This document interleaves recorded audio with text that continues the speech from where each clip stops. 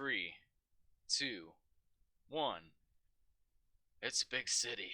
I can't shoot every single movie, but they don't know where I am. We have a signal now for when I'm needed to keep track of all of these Oscar-nominated movies. For I am Roger Deakins. Hello, everybody, and welcome to our Roger Deakins Masterclass. Unfortunately, Roger Deakins could not make it for this episode. Apologies in advance for that. He's a very busy man, but hopefully he'll join the podcast at a later date. Roger, if you're listening to this, we appreciate what you do, buddy, and no hard feelings. We love you. I Please. am. Please have marry my me. children. Yeah, please have my children. Give me a call. Please, This is an please official booty become call. our show's Matt Damon, where we keep inviting and he just Yes. never shows. I'm but, down to get adopted by yeah. James. Lead. But also, I want to plug Mr. Deakins' own podcast, Team Deakins.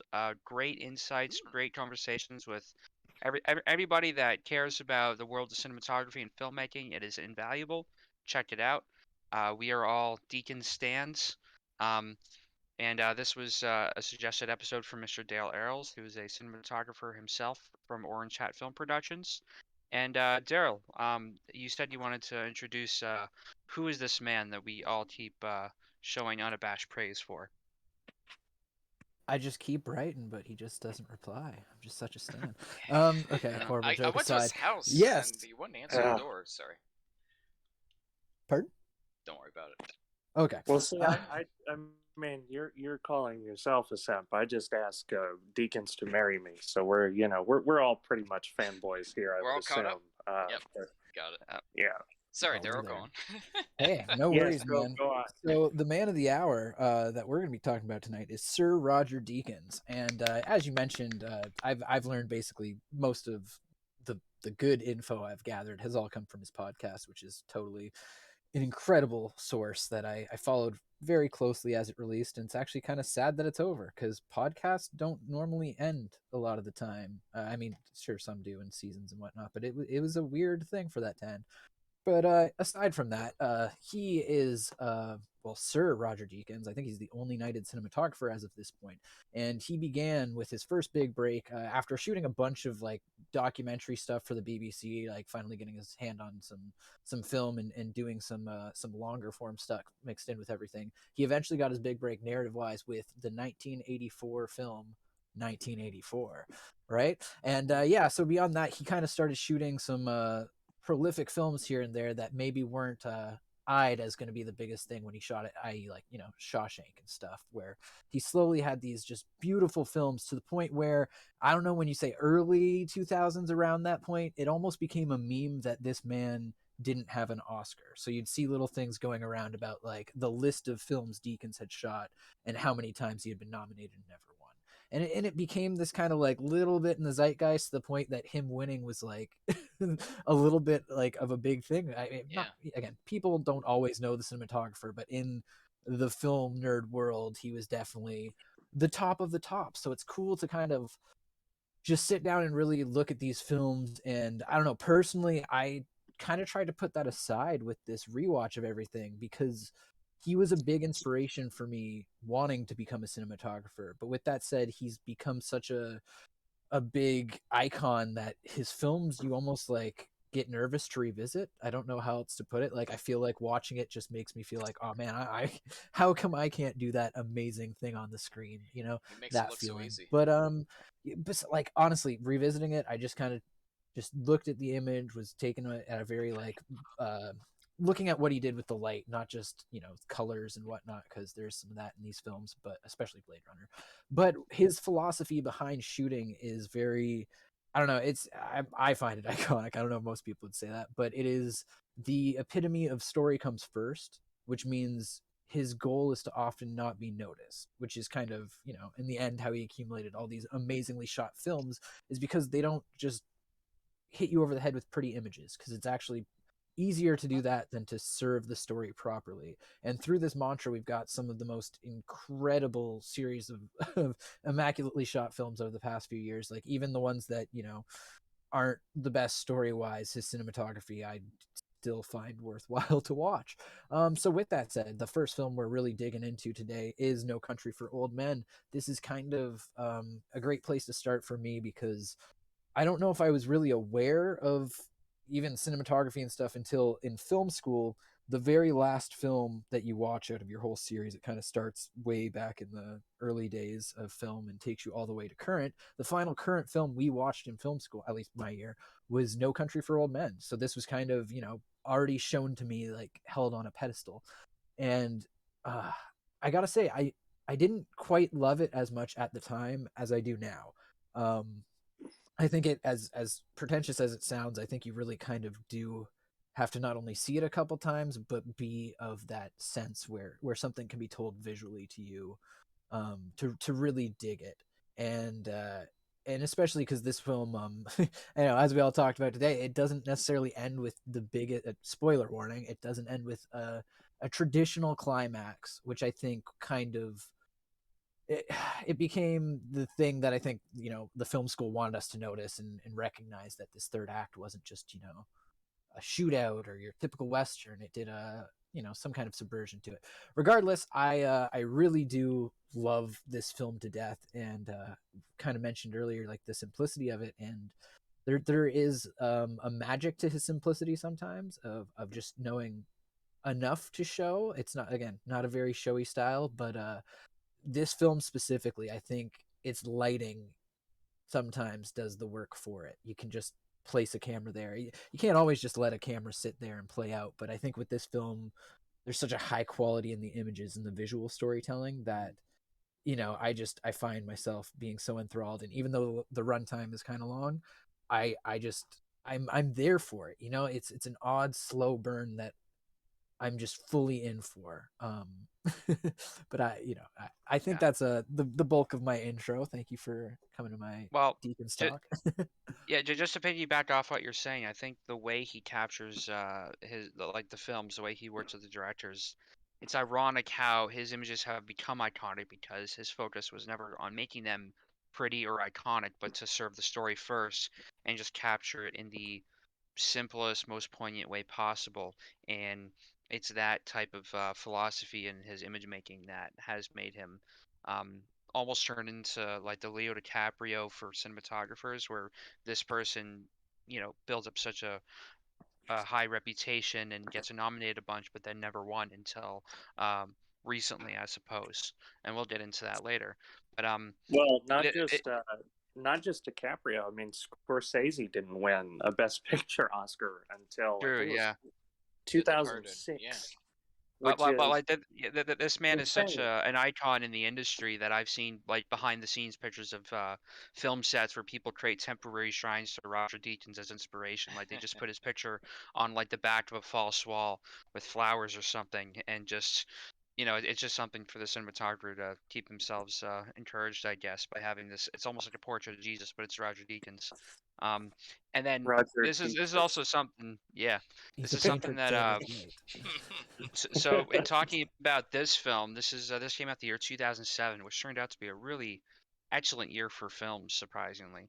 Yeah. And I was talking with Steven about this earlier, but he felt remiss that we also weren't talking about or that there was a missed opportunity to talk about There Will Be Blood. But we did actually talk about There Will Be Blood on this podcast before, and in a sense, we've crossed the desert because those films were shot in the same desert. And in fact, the production of this film was halted for one day because of all the smoke coming from a oil rig explosion that they were filming for There Will Be Blood. And I just love this connection that exists between these two films where they were filming in the same desert in the same time. Yeah, no, I definitely agree with that. It is. I think actually the context of what I was saying was there's another film on this list that we'll get to, but it actually right after this one, but it involves Paul Dano getting violently beaten, and that seems to be a recurring theme in his filmography. And He really leans into the Violently fact beaten or that he has a violently very punchable slapped? face, and Yeah. it's very yes, admirable that and he embraces that. if Aren't you've you ever really? seen There Will Be Blood, no spoilers, but boy, he gets beaten pretty hard in that one too. There And so there certainly is blood. yes, They did this from one. Paul Dano, and I thought, now, wow, what a missed Guys, opportunity spoilers to. for There Will Be Blood. Come I've on. I never mean, seen it. Yeah. you've It's never seen it. it's kind of evidence in the title, isn't it? Yeah, I know. Yeah, like I said, this was There's kind of like more oil just than blood. after me getting into things, or You just before me spoiled a getting into this kind of 15-year-old stuff. movie. How dare you? Uh, I Well, mean, anyway, I could gather. well, I've been quiet so far because I love this movie. Boom. oh, God, thank I God. spoiled it. Yeah, it it received all of the hype it deserves, and I was like you, Daryl. I was very skeptical about this film when I first watched it because I was just expecting like a generic kind of action movie. Hero overcomes the bad guy. Hero reunites with his loved one after this long, arduous journey. And in fact, it does strip that away at the end. At first, kind of felt like, what? Like, that's it? That's so unsatisfying. But watching it again, I realized that's exactly what the story is about. Just a breakdown of these, like, action movie tropes, and more specifically, like, what it means to be a man in a dangerous, harsh society where the cycle of violence just leads to more violence. And there's a scene towards the end of the movie where Tommy Lee Jones, who essentially ends up becoming the protagonist of the movie, speaks of his brother, and he just says like, you can't stop what's coming. Like, no matter how hard you try, there's just no avoiding this lifestyle. Like, every life will come to an end, one way or another. Well, It's such a I yeah. I Go think on. there's something about the ending of each of these films, and I'm only gonna try to spoil one at a time. But they all have this very understated kind of conclusion, which you wouldn't expect going in if you like knew nothing about these films. But all these films kind of have an understated ending that you could say thematically wraps up everything the film is about. Um, and in this case, you know, you have Anton Chigurh, who is this absolute monolithic titan character who is still like watching this again is still the most terrifying single entity I've seen on screen. Like he just there's just something so um It's a matter of fact, I think, is what you're looking for. It's very like so flatly done that it's so horrifying. Like he He's doesn't well basically a try sociopath. extra. it's He Yeah. just believable, is. it's realistic, but he has his own kind of moral compass that seems adjacent or completely in conflict with everything else around him, but he also gets away with it. Like this is a film where the villain gets away with doing what he does, and basically Well, Tommy and Lee Jones and everyone in his generation has this disenfranchisement or this disillusionment when they're coming to conflict with this character who's going around killing people and getting away with it. well, and I would also argue that going back to kind of what makes his character so terrifying is I think that in a way he's very believable. I think not in the sense that his performance is believable, but I think that probably somewhere out there is an Anton Chigurh. You know, I feel like that guy probably exists in some way or another, and it's interesting because we talk about Freddy Krueger, we talk about Hannibal Lecter, and those guys are terrifying, but they're terrifying in almost an artificial sense. Like they're terrifying in a movie villain sense. Yeah, there's You know, disconnect there.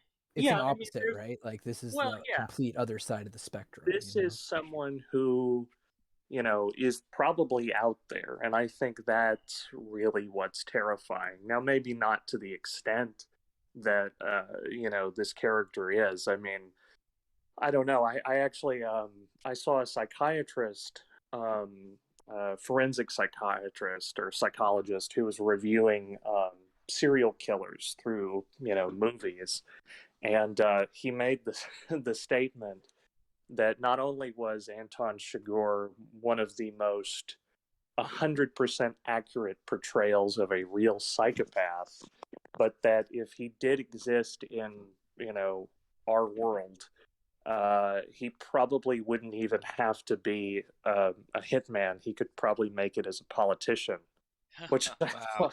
yeah, That's which even more terrifying. Holy shit. yeah, I mean, when exactly. when you think Yeah. about the real world ramifications of that, like how these Well, people being are, able to yeah. detach from reality in that way and to just be so completely glacial and indifferent.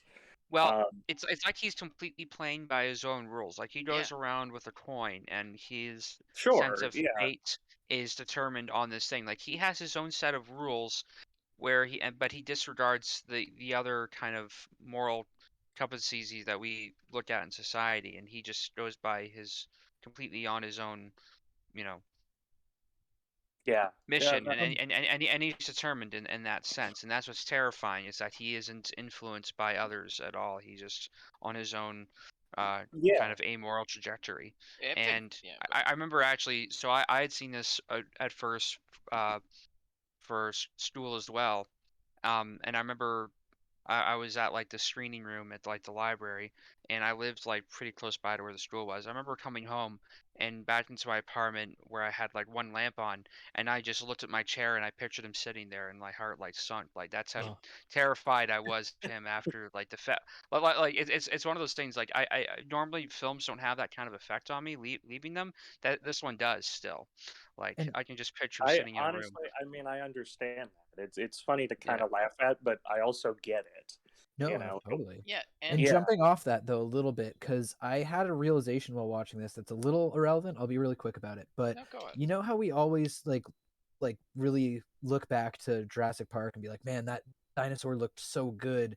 And like the reason a lot of people have come back to is like the single source lighting, the water that affects it, and all this other stuff that kind of mixes in to kind of like distract you from like okay, The never mind. artifice, like Yeah, it's like it's I all it's all think the it's like single being source. the minimal, yeah, the minimal lighting really helps sell that effect. Yes, and I think the And same play kind of happens here, but it's the horrific sense, and it started to make me realize, you know what? I think it's just the power of a single source light and what it's kind of, again, I'm not spoiling too much, but an idea that's echoed in the Batman really well is like, you know, what hides in the shadows being just as fearful, Yeah. and this movie does a great job What's of out just of focus, placing yeah. people, like especially that end when she comes back from the funeral and we see him just shrouded in light. I think he's just got light on his hands.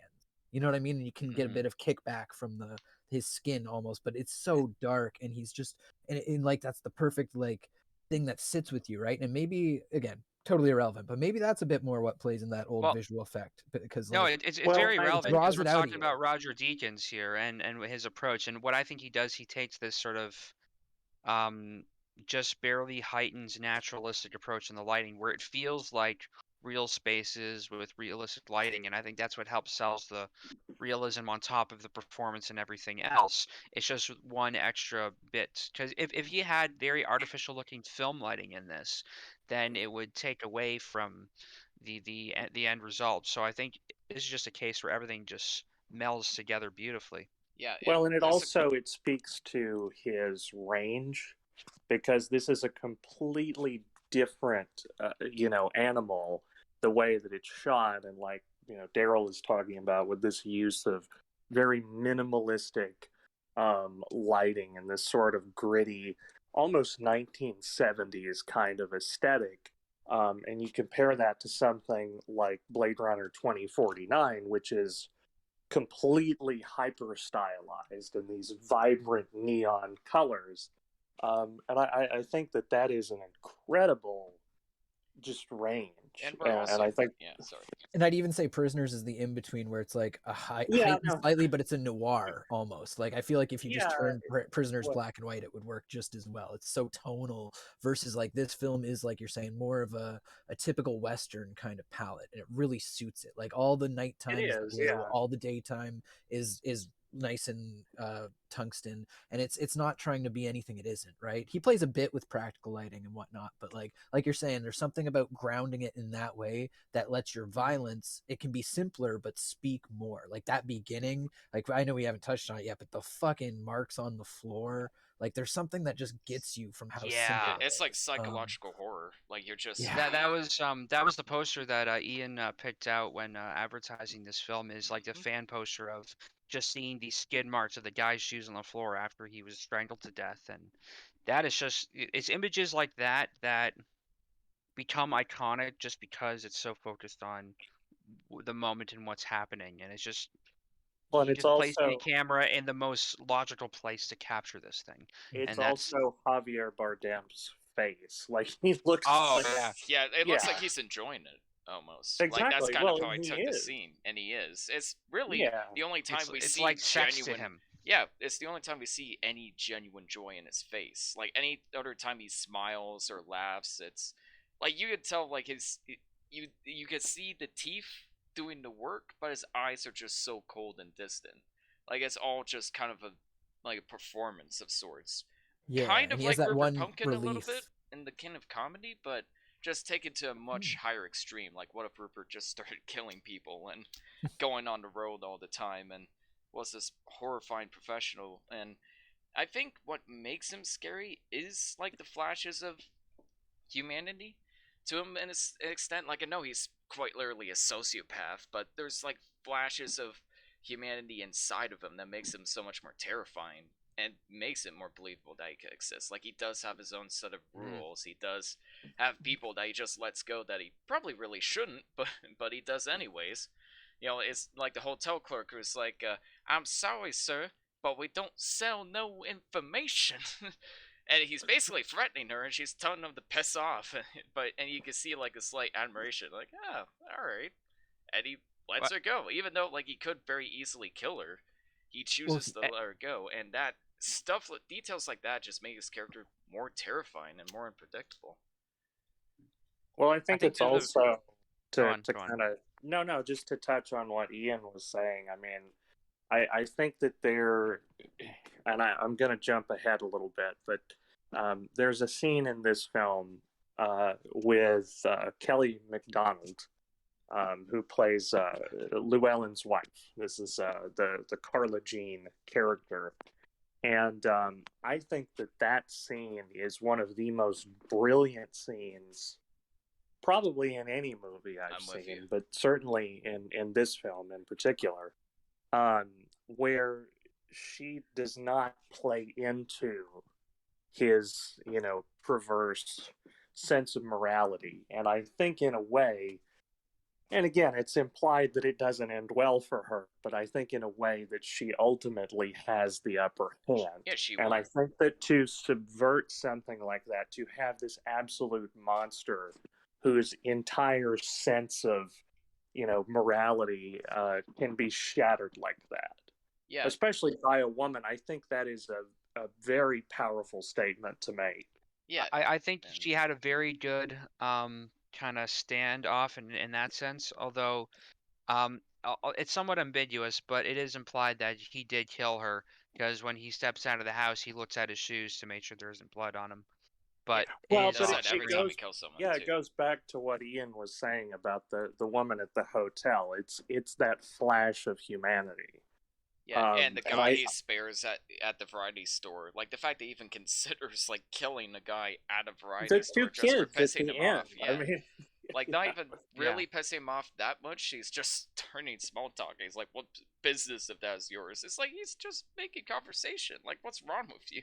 Well, it's a perfect way to establish his character, and I stuff Mm-hmm. like actually that think makes him that had a interesting. bit more to do with the place he lived in and being stuck there. I feel what you're saying, but like on Yeah. this rewatch, I did kind of feel like it's only then where he gets kind of like perturbed was when he's saying like, "But you've lived here your whole life, right? You're just stuck. You'll never exist anything beyond these walls." And he kind of gets either way. Yeah, fucking You married Well, into it. it wild. was funny, like that whole station conversation is probably the most quoted part of this movie for I think for good reason. And what's funny is that Anton is like eating peanuts, almost like this is entertainment for him to see just a normal person who doesn't have any ambitions outside of being where they are, and like that is like despicable to him. But and then it's like when he says, "So you lived here your whole life?" And he says, "Well, this was my wife's father's place." And then he chokes on a peanut like this isn't your place, this isn't something that That's you what it was. acquired Yeah. yourself. It's like You're not a self-made man. it's just weird that that's something that he literally chokes up on, like or that he's taken aback by, saying, "Oh, you married into it, you're less of a man," or something like that. Like that's the implication of how he's communicating to him. It's well, such a in a profounding way, Pandering scene, somehow. Yeah. yeah, like no, the conversation. in a way, it's like he's playing with food, and I think, like, I mean, not It just is the peanuts, but I mean, it's like he's just fucking with someone's life, and it could be basically. gone in an instant, and I think that is horrifying in and of itself.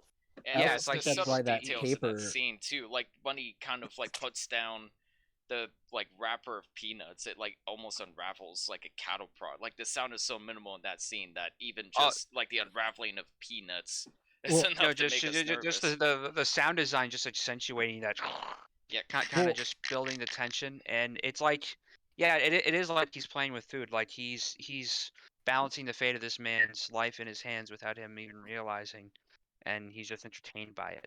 Well, that's why I think that placement is so powerful too, though, right? Is like once he's put that wrapper down, it signals the game has stopped almost. Like, oh, I'm done, standing by and laughing at this. Like, shit is about to happen, and like you as the viewer know it, whereas the guy clerk doesn't quite catch on, right? But holding on that, it just it Mhm. accentuates it so perfectly. yeah, and you know it's great. Like the visuals are fantastic and everything, and of course Roger Deakins can have my children at any time.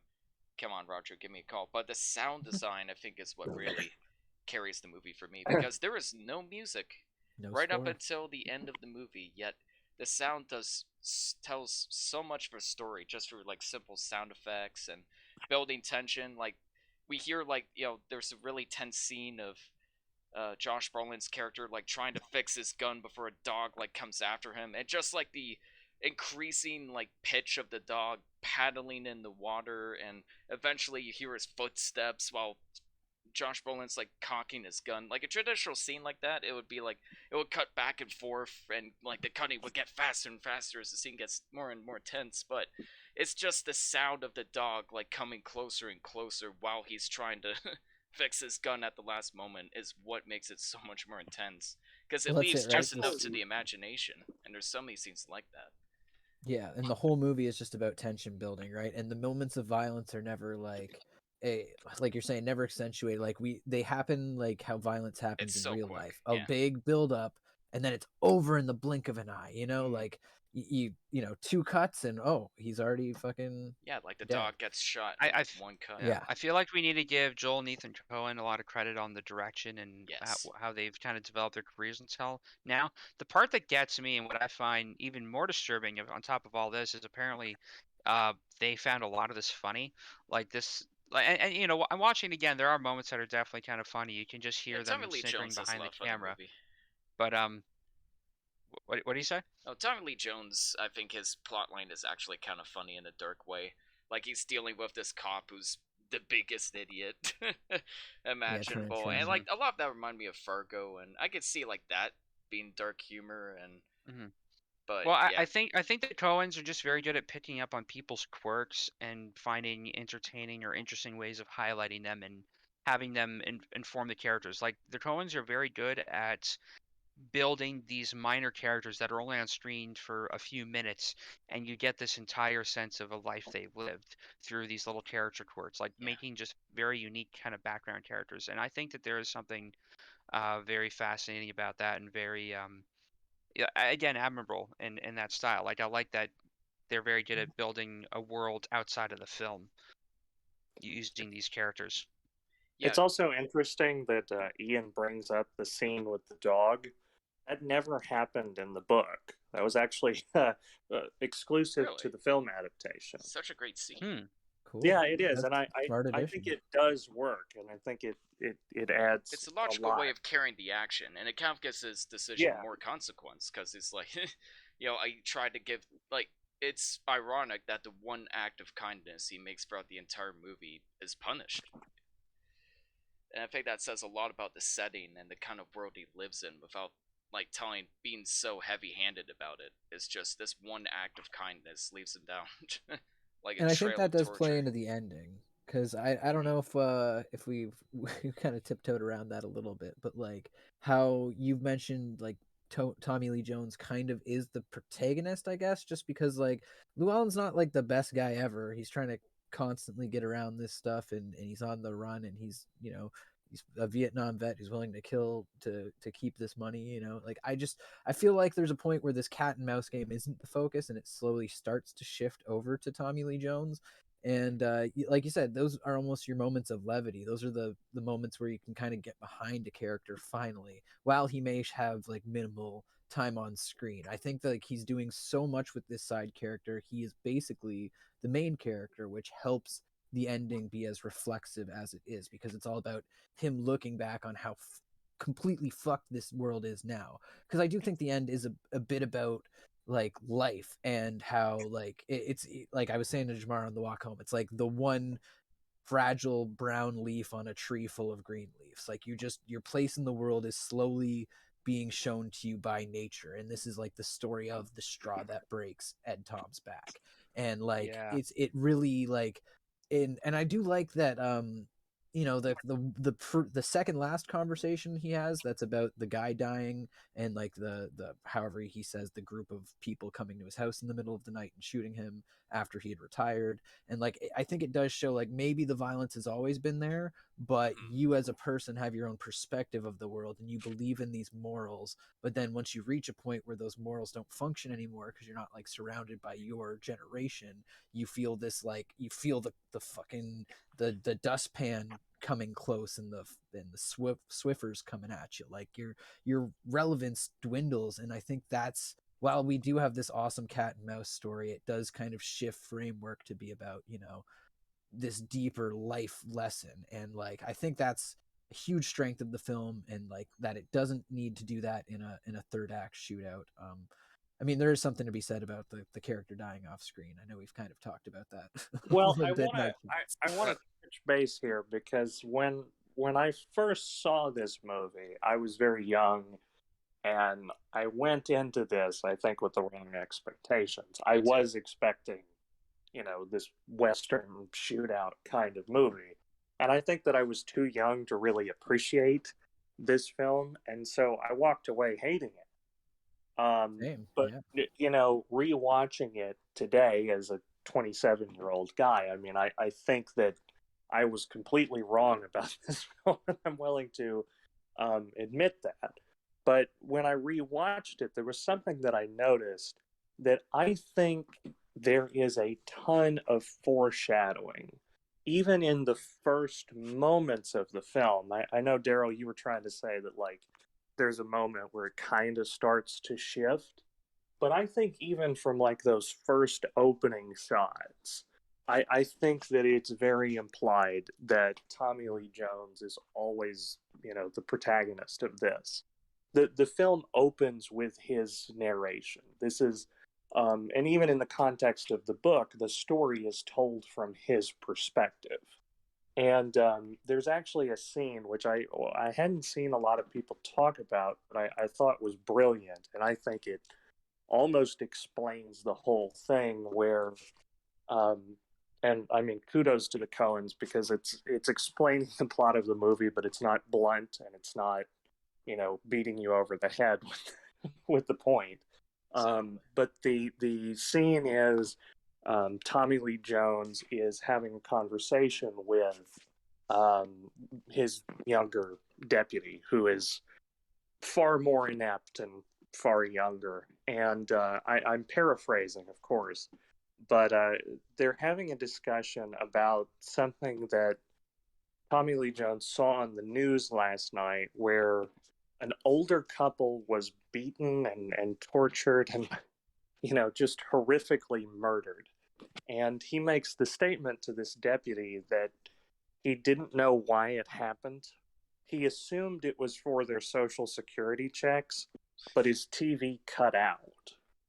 And I think that is such a just incredible and really brilliant, understated moment, where, you know, this whole thing is like, I mean, Anton Chigurh and Llewellyn, I think their story is always ultimately meaningless in a lot of ways. And I think that, you know, we could very well focus on the story of those, you know, two old people who were beaten and tortured. I mean, the point isn't even about Anton and Llewellyn. It's about that this story, in many different ways, happens every day.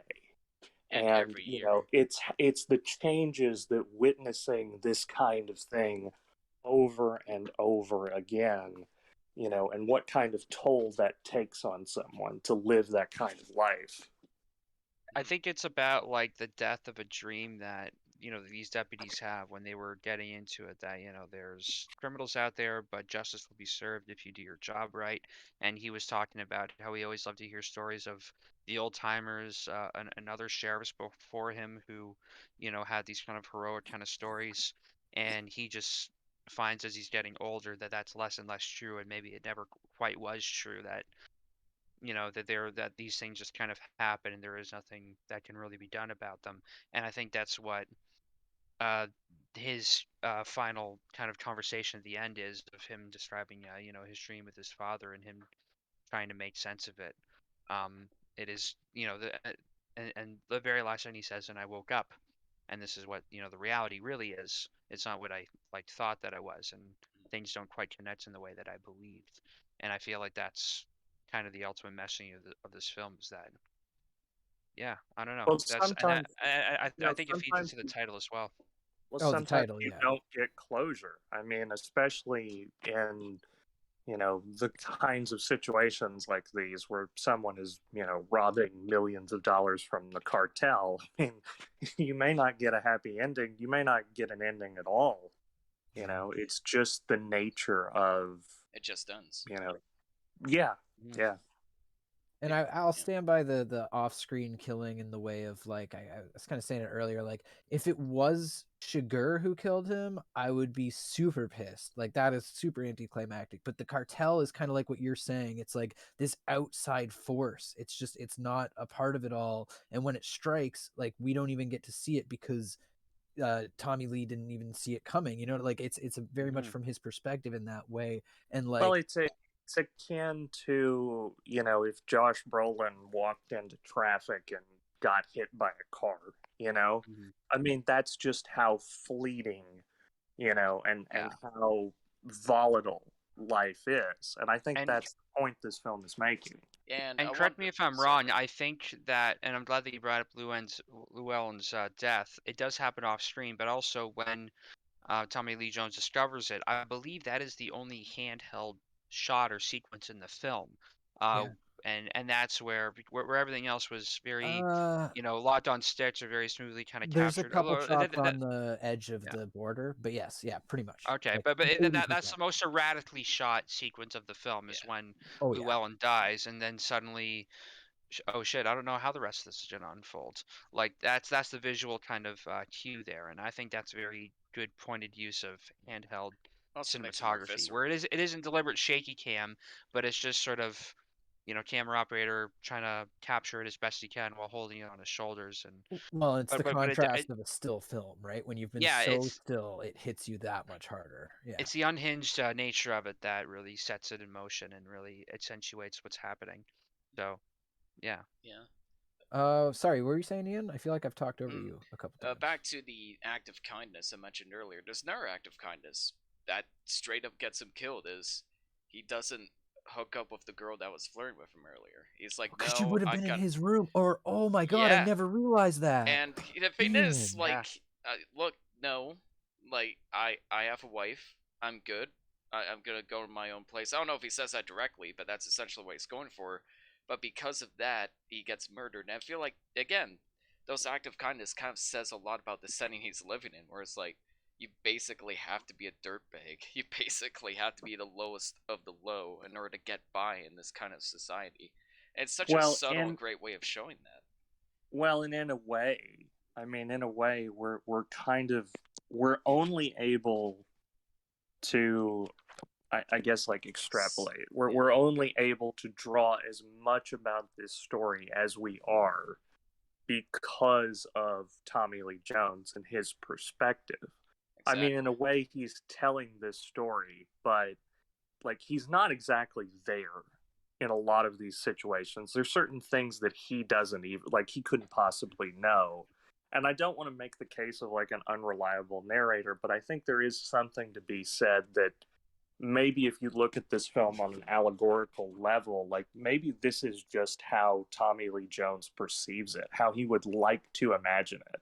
Well, There's I a think there's a lot shot of that confirms that too, with him well, laying on the floor. Like, it makes no sense for that to actually be happening, right? When he comes back to the scene and Sugar's there, when we see like through the keyhole, there's like just shadow. barely light hitting him. But then when he opens the door, he's gone, and like you would have heard him move. So it brings in exactly what you're saying, like a touch of the unreliable. Like it's almost mythical. in You a could way, also right? argue like he's just so paranoid of him at this point. Yeah. Like he's heard so much about him and he sees what he can do that he's just afraid that it'll come around at any corner.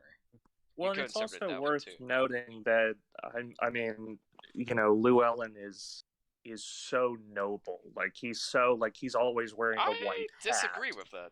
I actually think he's Well, pretty selfish, but it's the few noble things that kind of make him more likable. He just happens well, to surround but himself with less I likable mean, characters. stealing the money from the cartel is, I mean, it's selfish, yes, but it is ultimately But he's also like act, leaving his an act. wife behind and putting her in danger and Yeah, that's Well, the so trying to he's deal doing with that Sugar, in even though in everyone's telling his him mind. no. He's doing it for her benefit. Okay. You know what I'm saying? Well, yeah, And I his think intentions that are noble, but right, and yeah. I think that may even be more of like how Tommy Lee Jones perceives it, or how he wants to perceive it, is like, this was just a good guy at the wrong place at the wrong time, There you go. got That's in the whole over thing. his head. mhm. And there's a possibility, I mean, we don't really know. There's a possibility that Llewellyn is a total piece of shit, There's I mean, elements of more that. than we see in the film, right? Yeah, that's fair. It's Although, also worth noting that like Anton Chigurh is constantly dressed in black. He's always obscured in shadow. And that kind of leans into this idea that he's like a mythic, it's like an urban Grim legend. Reaper, Black Hat of the Old West, And He I always think gets away. Yeah. I've got a theory about his character that I'm just making up on the spot, pulling this out of my ass, and I just want to run it by you guys, see what you think. Would you say that Anton is more just like the main character or the main player in his own version of GTA, and it's the NPCs who are they're having these like morale kind of quandaries by the fact that he's just kind of roaming around free, doing what he wants. Like I think of the one scene where he's pulling over the one guy in a cop car, and he kills him with the cattle gun just because he can, and he's playing with like their expectations. It's almost like he's like a free roaming character in GTA, just fucking shit up because he feels like it. Or a character in Red Dead Redemption. That's a very interesting comparison. I mean, I think that maybe, maybe. I think that there Yeah. are. Wait, just hold still, please, sir. That would explain why the NPC drives into his car when no other cars are getting driven into. Yeah, and and Tommy Lee Jones is just like the main NPC character who's having a moral quandary about the world he's in. I don't know. I mean, that's an interesting thought. I think ultimately this is a film that demands multiple rewatches and demands engaging with it on a deeper level than I think a lot of people will do maybe the first time. I know that was my problem, is like I went into this almost expecting Hell or High Water in a way, which is another film that I think is a genius film, that does this same kind of thing, but it also has a more pointed conclusion. It's more satisfying, whereas I think this is probably more realistic. That's true. Well, I'd say that Totally. was pretty bittersweet, but I just want to In a point out, way, yeah, but Tad this Redding in the is- comments, no country for free guy. Yeah, that's so good. yeah. don't you dare. Yeah. Nailed it. I will go to the comments section and delete every single comment if that happens. Please don't mention that shitty fucking movie. Anyways, Well, did you guys have any issues with this? Because mine are so nitpicky. Mine are very nitpicky. I will say just two things, okay? To me, this is unfortunately not as good as There Will Be Blood. And I know it's very close. I would have to give There Will Be Blood just the slight edge. And I know they're very different films, and they're trying to capture something very different. And it's almost unfair that they get compared, but I think they almost have to be in a way, because as Devin was talking about, it's like they're across the desert from each other, And they were both nominated for Best Picture. and I think And a lot of the same maybe There Will Oscars. Be Blood kind of edges out. I would also say, if we're talking about the Coens, I almost prefer Fargo in a way, which was also shot by Roger Deakins. But man, not a ton of nitpicks about this film itself. If I'm looking at this as a singular artistic vision, I think it is a masterpiece. I've Yeah. got one. Let's know. Oh, So when he puts the suitcase in the vent, also fucking vents. Come on, always with the fucking vents, Tad. Regardless, but yeah. So when he puts it in the vent and he scoots it to the right, then he goes to another room on the other side, and somehow the fucking handle has switched sides. Oh Yeah. Yeah. Yeah, That's that's true. because that whole big tension sequence where it's cross-cutting finally between Shiger and him trying to get it out. Yeah, no, it totally would not happen. But besides that, which is a very technical one, yeah, no, this most recent rewatch, I think that I either had just the rose-colored glasses on or whatever, but like it fucking loved it, man. Like very few little things. Like Yeah, I would say. I did yeah. want to bring up just one point, piggybacking off what Steven was saying. I would argue, actually, There Will Be Blood and this do have some distant thematic connection, other than just being literally filmed in the same desert around the same time and one disrupting the shoot of the other. I would argue that Daniel's character in There Will Be Blood, um, his character kind of created the world that Anton Chigurh thrives in. oh, I like that. That's Yeah, a that's a because good observation. Yeah. nice. yeah, it's without giving too much about that film in case you haven't seen it, because we're not I have covering no that. clue. But I think Daniel's kind of greed first, selfish interest first, kind of morality paved the way for characters like Anton Chigurh, and also simultaneously created the mythos that Tommy Lee Jones believes in, in America and justice. That, but also kind of gets perversed and You saying this is a cinematic universe now? yes. I'm almost buying into it. I love it. This is Yeah, a head canon unironic. accepted. There you go. 100%. I'd say. And that film was also what was filmed by another legendary director, Robert Elswit, who has an incredible roster of films under his belt. Shot a lot of Wes Anderson movies. What? Yeah. I think he's shot some No. Wes Anderson movies. He The shot one DP? commercial, I think. But Robert Yeoman is Anderson's That's DP. it. I'm so sorry. I get them mixed up all the time. Hey, it's no worries, man. They're both That's great why I'm Please, here. please keep Um, your Andersons straight. No, We're man. trying. Oh yeah. Yeah. Oh, true. The Andersons. Yes. No. He shot tons of PTA. Yeah. That's fair. it. Okay. Yeah, I'm sorry. Maybe that was my I'm sorry, mistake. Robert. Mr. Whichever Robert. Anderson, we've been expecting you. So W- my I have- issues are We like have to do our Andersons Oh, yeah. episode still, Yeah, where we 100%. intentionally confuse the Andersons up. But Let's anyway, do go on, Ian.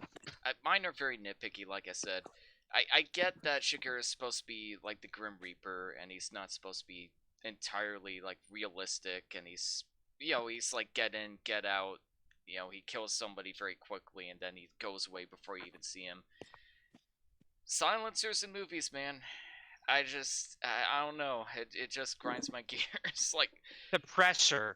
If you're a gun suppressor. guy, they'll correct you and say suppressor. Yeah, sorry, it's a suppressor. But But it is despite it that, is a giant fucking piece of aluminum metal Yeah. that he has on I think the end that's of in that. the book, Not- apparently. not to mention, Yeah. it's nowhere near that quiet. When you fire a suppressor, it's nowhere near that quiet. For a weird reference, the gentleman actually has an accurate depiction of what firing a suppressed gun sounds like. I It doesn't actually sound like- loved The Gentleman. Yo, I thought that same. Yeah, It it's was a pretty so good fun. movie, but it's a completely different tone. was fucking Yeah, awesome.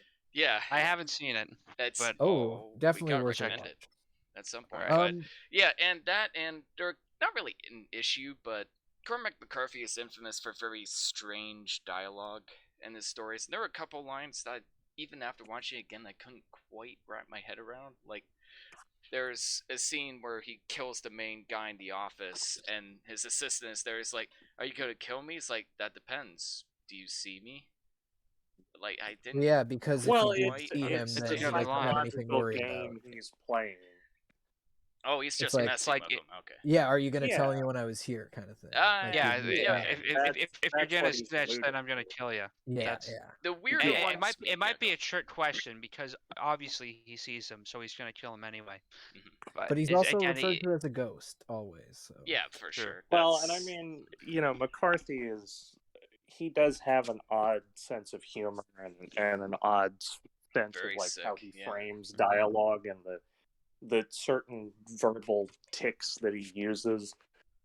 We've talked about this before with like, S. Craig Zahler and Quentin Tarantino. It's like he has a very distinct verbal style that he goes for. There's a lyricality to it. And I think that some of that is, I think that's a fair criticism, but I also think that that's just like his style. I mean, it's just not who he is. criticism. It's just I was genuinely confused. It's not an Gotcha, issue with the movie. It's an okay. issue with me. I Yeah, just want to no, ask you guys about it. And the second line of dialogue I was thinking was Woody Harrelson as he was leaving. He's like, "Oh, I pointed out that there was an empty seat at the top floor or something along those lines," and he said, "We'll look into it." Was he implying, like, was he trying to show off how well, like, he can count, or was he implying that, like, he wants that seat in the office? Like, that thought it interaction was, was like, a little weird. government me. buildings don't have a 13th floor or something. Oh, so it was something insinuating like it was that, weird yeah. American part of the thing. government. I Got don't it. know. That was a line that stood out, and I'm like, what does that Yeah. mean? Like, I Yeah. wasn't sure. But I did think- find it interesting. Or I think is he it's just flexing his also- observation skills? Maybe. Yeah, I I wasn't think sure. it's also Ethan. worth noting that Woody Harrelson is like, he's playing a character who is so obviously full of shit. Like Oh, it's everything great, he yeah. does, he thinks he's the smartest guy in the room. He also doesn't until take he's anything not. seriously. Like, he talks about Shakur, and it's like, well, would you say it's dangerous? It's like, oh, like what? The bubonic plague? Like, it's like, you're not taking this seriously.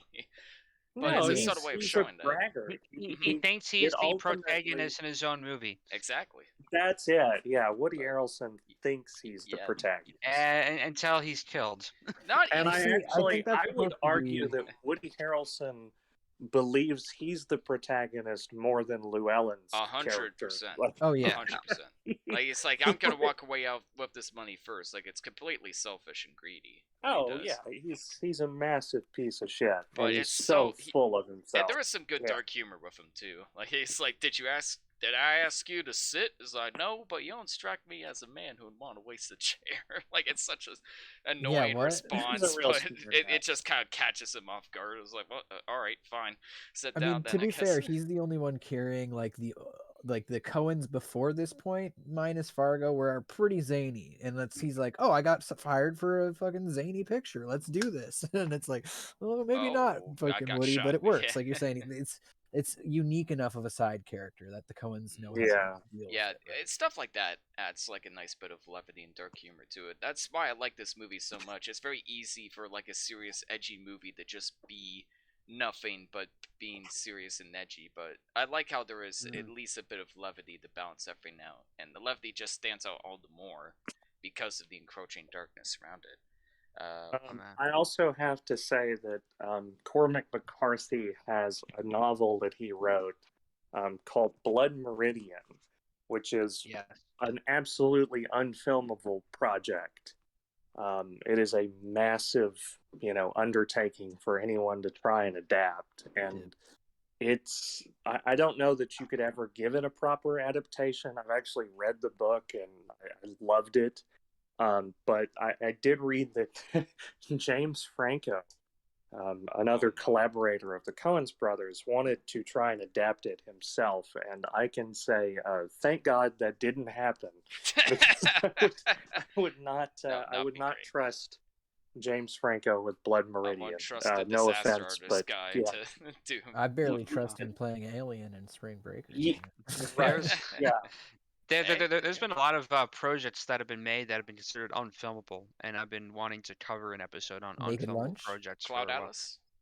Well, we Uh, should talk about, if you're going to talk about unfilmable adaptations, you should talk about Confederacy of Dunces, Whoa, because yeah, that I've has heard about gone that. through I don't know how many different directors' hands, and almost every lead actor that has been attached to that film has died. Wow. It's Never almost heard of that. It's just the Yeah, Bermuda Yeah, it's Triangle cursed. of movies. yeah. Okay, we gotta It's move Damn. on. Final ratings. What'd you rate Final out of Yeah, 10? rating. Well, I do have one last point that if I could just slide it in No, before we please go. do.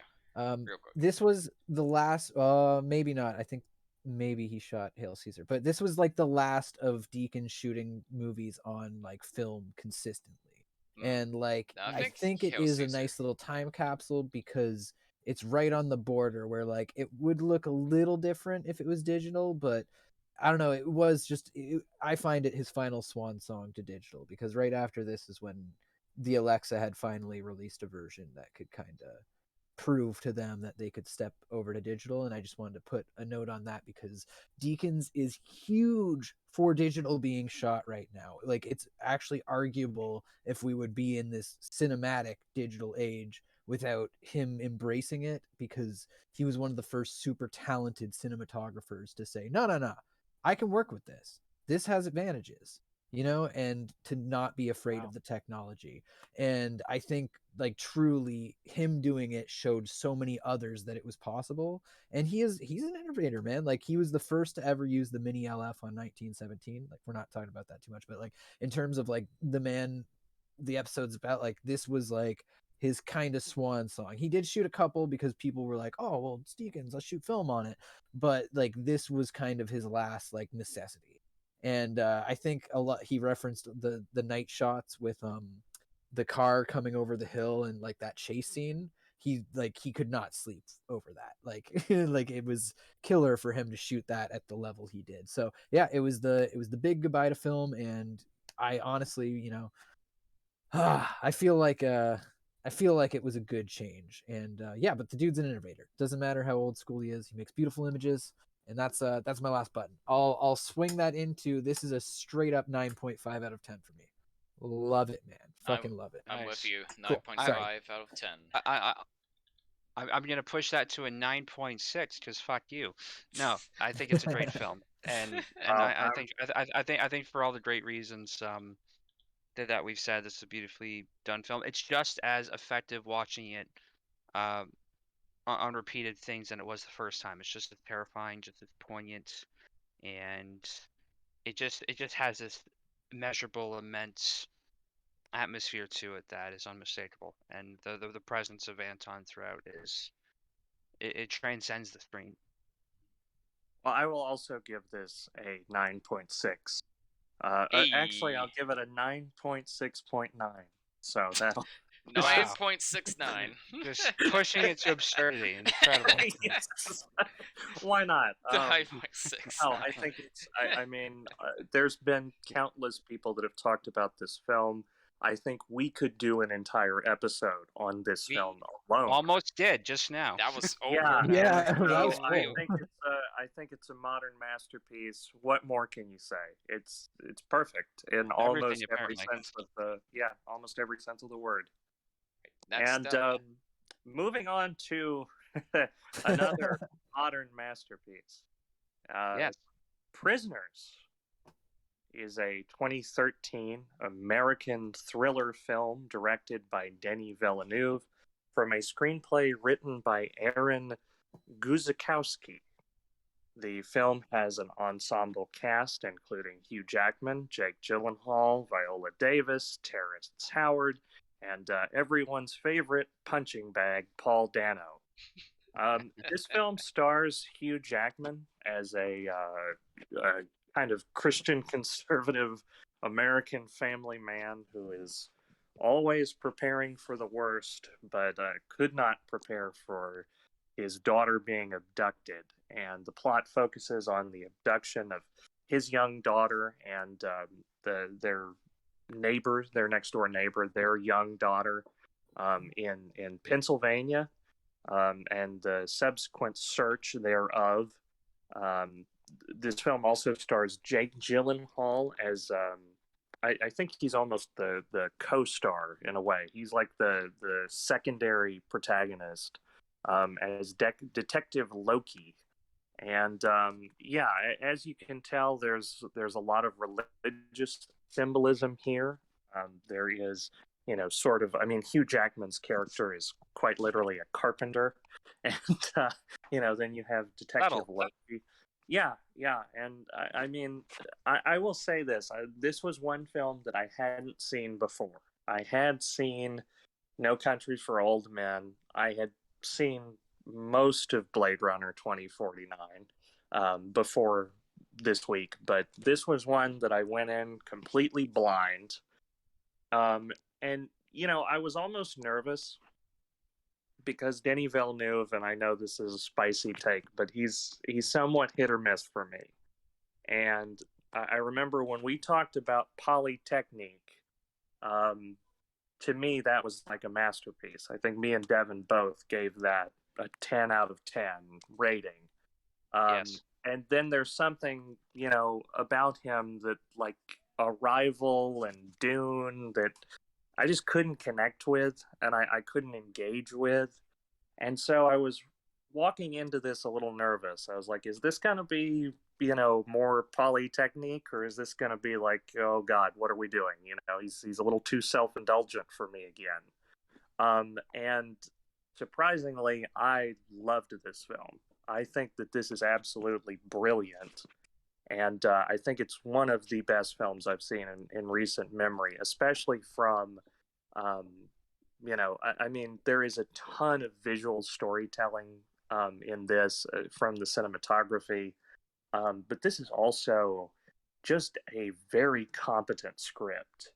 And it would be one thing if this was kind of like a weak script that was kind of carried by the visuals or carried by this kind of style over substance thing, which we may get into with the next film. But this film, not only does it have these brilliant visuals, but it has characters that I actually care about, that these characters feel real. They feel lived in a way.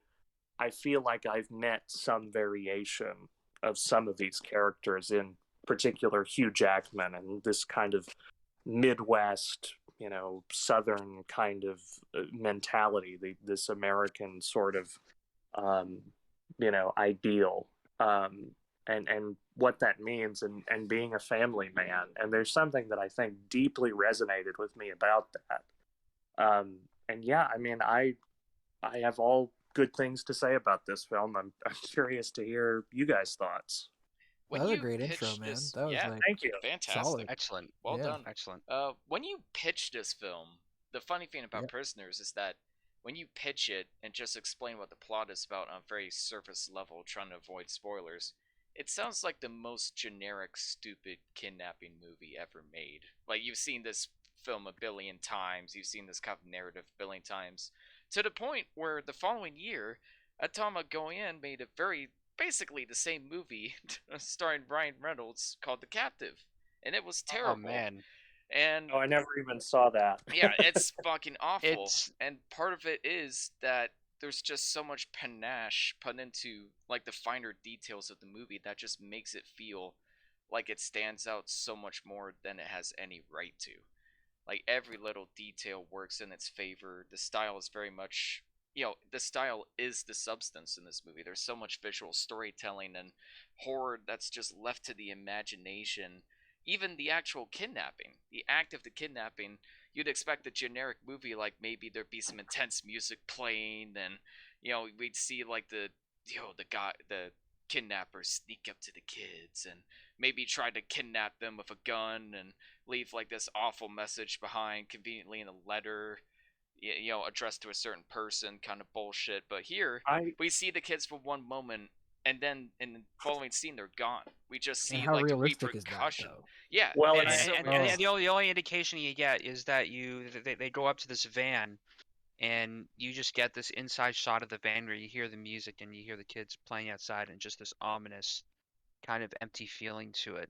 Yeah, but And- that's and all I you see also from them. I want to just disagree with you there on one thing, Ian. You're talking about the style being the substance. I think that there is some real substance to this and some real depth in a narrative. I'd agree with that sense. too. Either I'd agree with that too. the substance is the style, is how I would say. Oh, But I see. That's a better way of I'm putting it. just Yeah. I'm just saying. I mean, these characters are fascinating. Their Yes. philosophy and their ideas are fascinating. And I mean, there is a way to do this story and make it generic. And I mean, the thing about it is, this is a film that I consider, it's like you can go into this and you can just watch it as a crime thriller.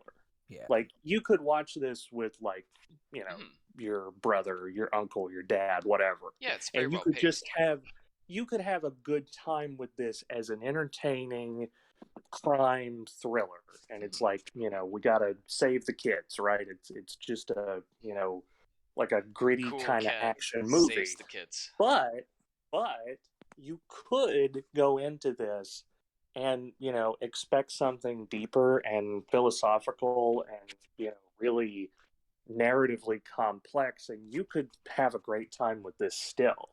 And that was something I think we brought up when we reviewed Brawl in Cell Block 99, and I think there actually is some commonality there, because when I wanted to talk about this briefly.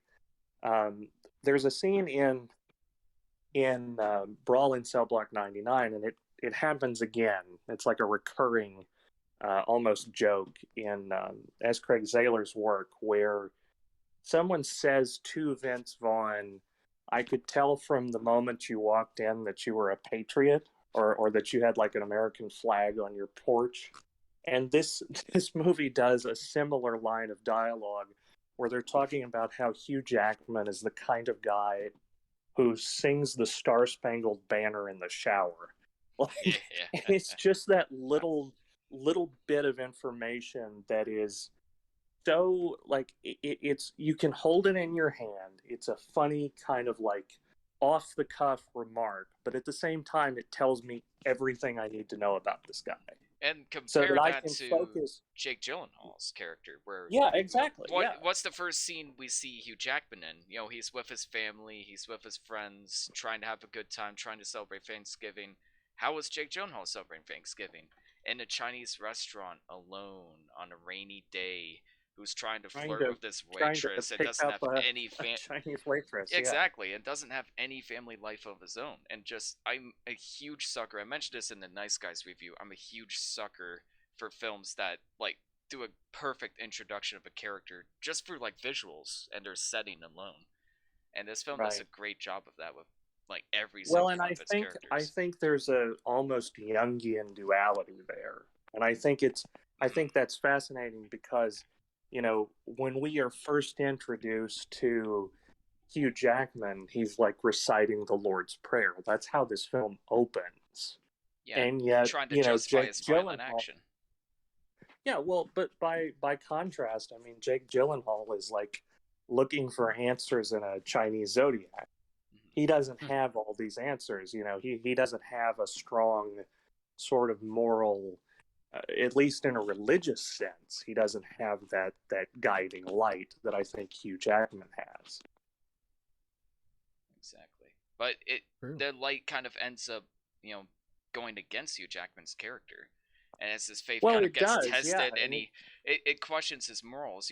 This isn't a simple act of killing an animal to feed to your family. You feel like, you're telling yourself, he keeps telling himself, it's like, yeah, he knows. But after a while, you could just tell, like, he's just telling himself that to keep him happy. As his faith is being literally tested, as he's beating this man to death and torturing him in the shadow, again, more horror to the imagination. It's not a cheap exploitative scene of seeing like all this gory effects or a skin ripping off from being in the shower. It's just this dark, shadowy place with one little peep of light where you see like his eye just popping like in and out, pupils dilating constantly. And that tells you everything you need to know about the pain he's going through. But this is a man. This is a person with like real emotions, and he feels like by hurting this man, he's providing for his family, but that's just constantly being tested. Hugh Jackman is a person. I mean, Paul Dano doesn't count because he's a pedophile, and they're not real people. So. No, he's not the thing. He's not the pedophile. We're getting into spoilers. Paul Dano was an abducted child, and he was, and he was a victim first. and Right. and the person that stole him and took his life away from him, drugged him. It's like this, you know, couple who had a kid. The kid died of cancer, and and yeah, when the kid died, they decided to quote wage a war on God, and they kidnapped and abduct kids to make people lose their faith. And that's what Paul Dano was. He was one of these kids that were stolen, and then basically turned into a monster by perpetuating the cycle further. Although he's not the main cause of it, he's a victim in and of itself. And even though we feel for Hugh Jackman, and we feel, even though he's just on the edge of his morality, we feel justified in torturing him. It is a misguided aggression on his part. Like, he's attacking the wrong person essentially, and that's No, what makes the situation yeah. more No, Yeah. more difficult to watch. and jokes aside, I mean, it is, Paul Dano is, in a way, he's tragic. I mean, you certainly don't feel sorry for him, in the traditional sense. Like, there's almost this thing that I think a lot of, films that are competent revenge thrillers, they have to be able to do, which is they have to almost make you think like a psychopath, in a way. Like, Well, you have to be you on board with what's happening. In a way, you're rooting at some point for Hugh Jackman to just, if this is what it takes to save his daughter.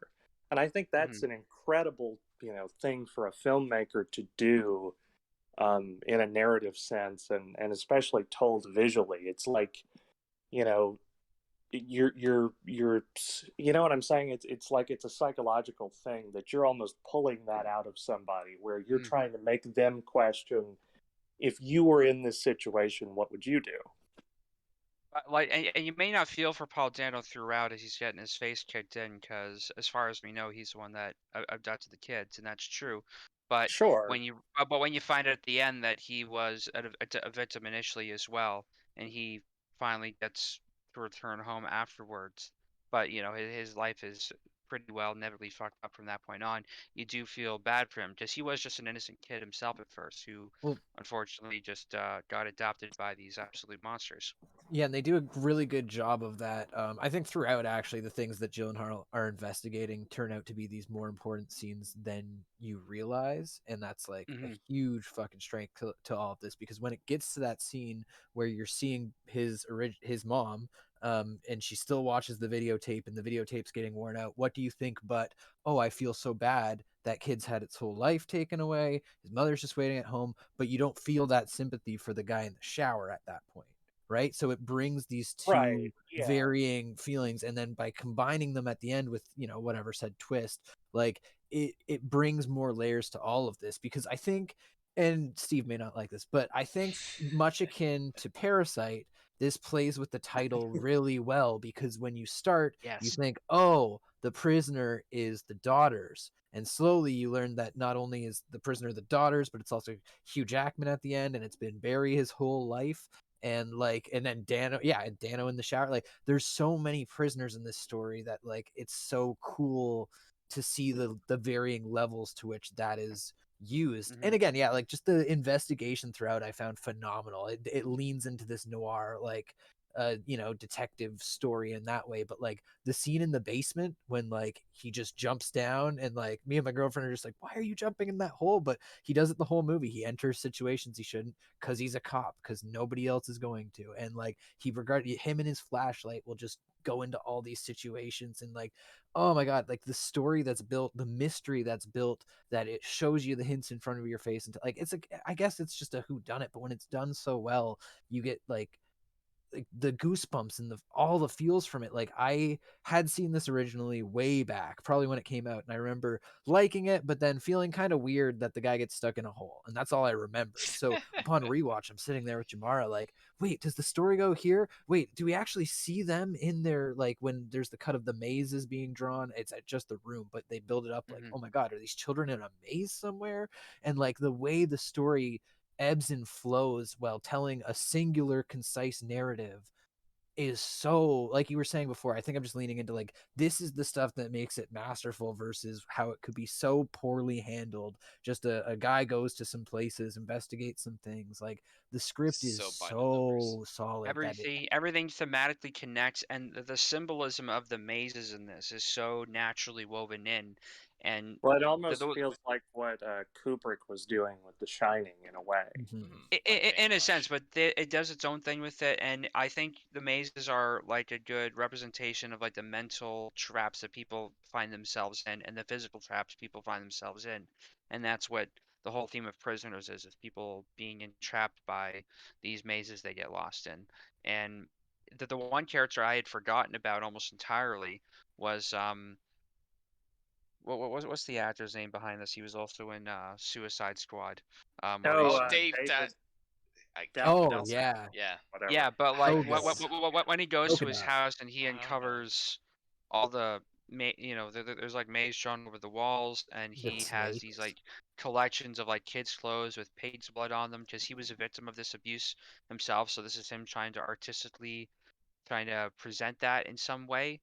Um, and it shows that he was a victim of abuse who was physically freed, but mentally he's been trapped still in that situation. Like he's trying to express it in these weird, like bizarre ways, and it just shows how, you know, poisonous and infectious this, this act is. With venomous snakes. Infectious, Yeah, you say? it Well, Yeah, I it will just works. say, It Hey. works on all layers. it It's does. yeah, a well, I multi-layered will onion say, of a movie. I will say, going back to kind of the duality, and I mean, this is just my interpretation of the film, but I feel like Jake Gyllenhaal was maybe abused as a child himself. Yeah, I got That's those never vibes. implied. I mean, that's never like really implied or explored or said deliberately.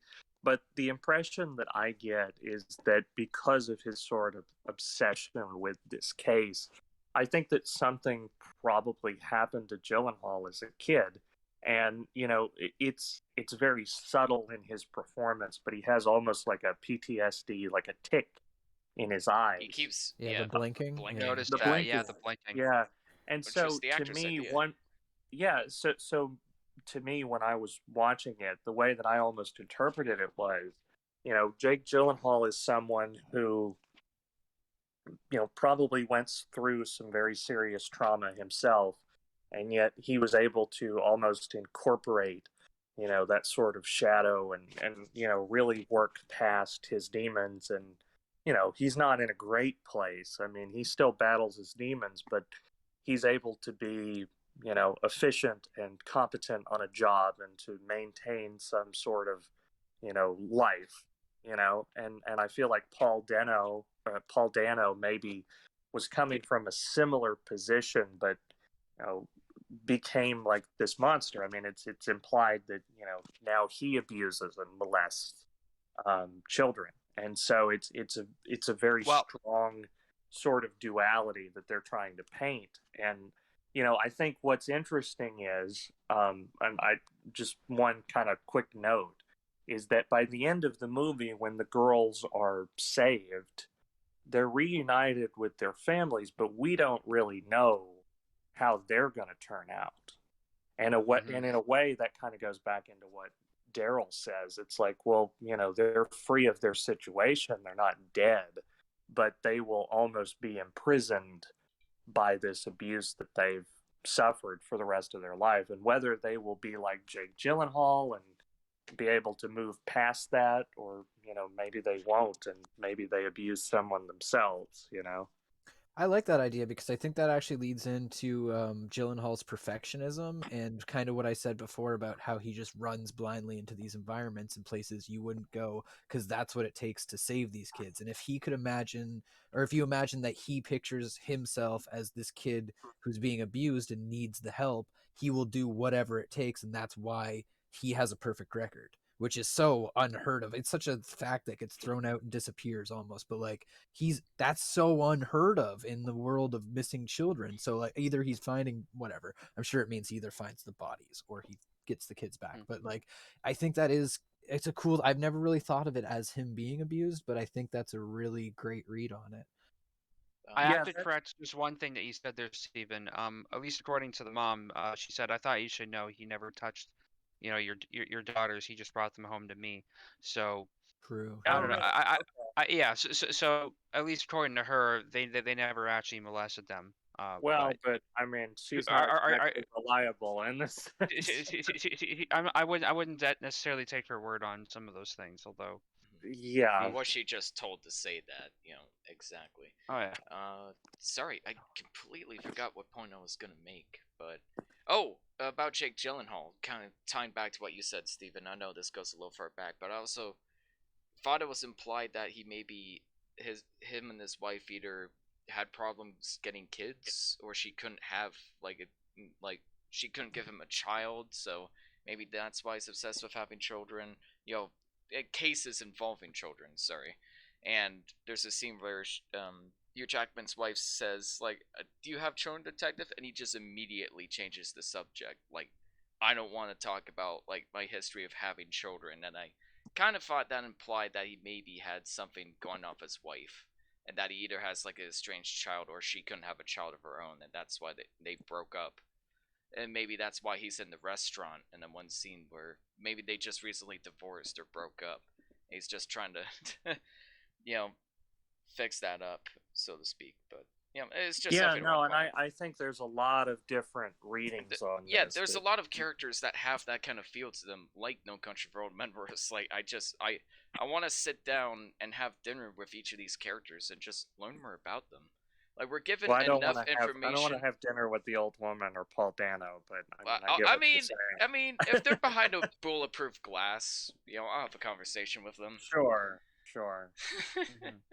As long as they, don't try to murder me or put me in a hole, I think that's all good. Let's talk about the ending. Yeah. Feel like we danced yeah. around that long enough. Gotta talk about the ending. Do you think Jake Gyllenhaal finds Hugh Jackman at the end of the movie? And if he does, how much trouble do you think Hugh Jackman is in? See, this is what always gets me, because it's Inception, where people are like, "Oh, it's so open-ended," but it's not, because he looks away and could have gone, but then looks back for, like, there's so many double takes that clearly he's going to investigate, the same way that in Inception clearly that fucking thing is about to fall down because we saw it wobble.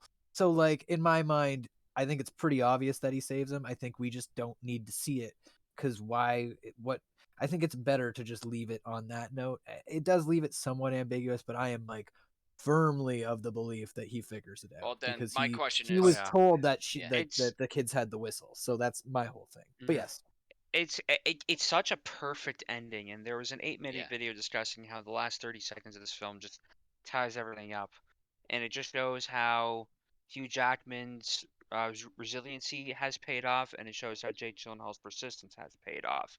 Like, in my mind, he does investigate and he does find him, and he has managed to survive being down in that hole with a bullet in his leg, handcuffed and drugged. Just by hearing that whistle, but it cuts it off just before you actually see like him kind of dig it up, and I think that would have undercut it a little bit if you actually saw it. Then it would just make it a little too like on the nose. I think it cuts off at the perfect moment, and this I to agree. me is still, like, seeing it again is still one of the best endings to a film that I've ever seen. have you seen Enemy, Stephen? When you were I listing have off, seen Enemy. Okay, I loved Enemy. Yeah. because Enemy ends kind of the same, like off what you just said, Devin. I feel like it's like the perfect frame to cut. Like, not even like the second, like the frame is like, that is the immaculate time to cut. He's good at that, Well, I find. It's also interesting because that's another one where people are like, "Oh, what does it mean?" And it's like, I walked away from that and I thought it was actually pretty straightforward. I mean, it's surrealist and it's ambiguous in a way, but I think it's pretty face value in a sense. I mean, it's allegorical as fuck, and if you It can just is, read but the allegory, It's it's not too allegorical, but complicated. it's not like so cerebral. Like, it makes sense in the world, just like he yeah, and managed to if survive you're and he has a faint paying whistle. attention to it, there's signs that lead to that kind of conclusion. Yeah. It makes sense by the end. There is, and that was how I yeah. that was how I felt about Prisoners too. Is like I think that, because when I watched it, I was almost like unsure about the ending. I was like, yeah, maybe there's something not quite, because I couldn't quite, figure out how I felt about it. But, thinking about it and kind of reading some analysis and especially talking to you guys, I do agree that there would be something that would almost undercut the narrative impact. If you saw him get out and it's like, it's like he's got to go to court or whatever. Or like, if you saw him leave. Yeah, Just Yeah, like, yeah. No. Yeah, that would Right. be a It's- cow awkward. Unintentionally. yeah, Funny. right. There is a nitpick Ah, fuck. I'd like to point out with that scene. Oh. There's a giant piece of plywood underneath the car that they somehow missed. They searched the whole property and they couldn't find like a giant piece of plywood under the car. Oh, well, I What? mean, No, they're was a just little beginning, weird. right? There's- Like that's why there's there- that scene at the end where they're saying they can barely break ground, but they're going to search the whole place. Like they've Yeah, only like- just started. Yeah, is like my the ground just started to freeze over. But I would have taken note of the fact that there seems to be tire tracks behind this Trans Yeah. Jam that only go this far. I Go in the wonder if forensics it's tape for that. on top of something.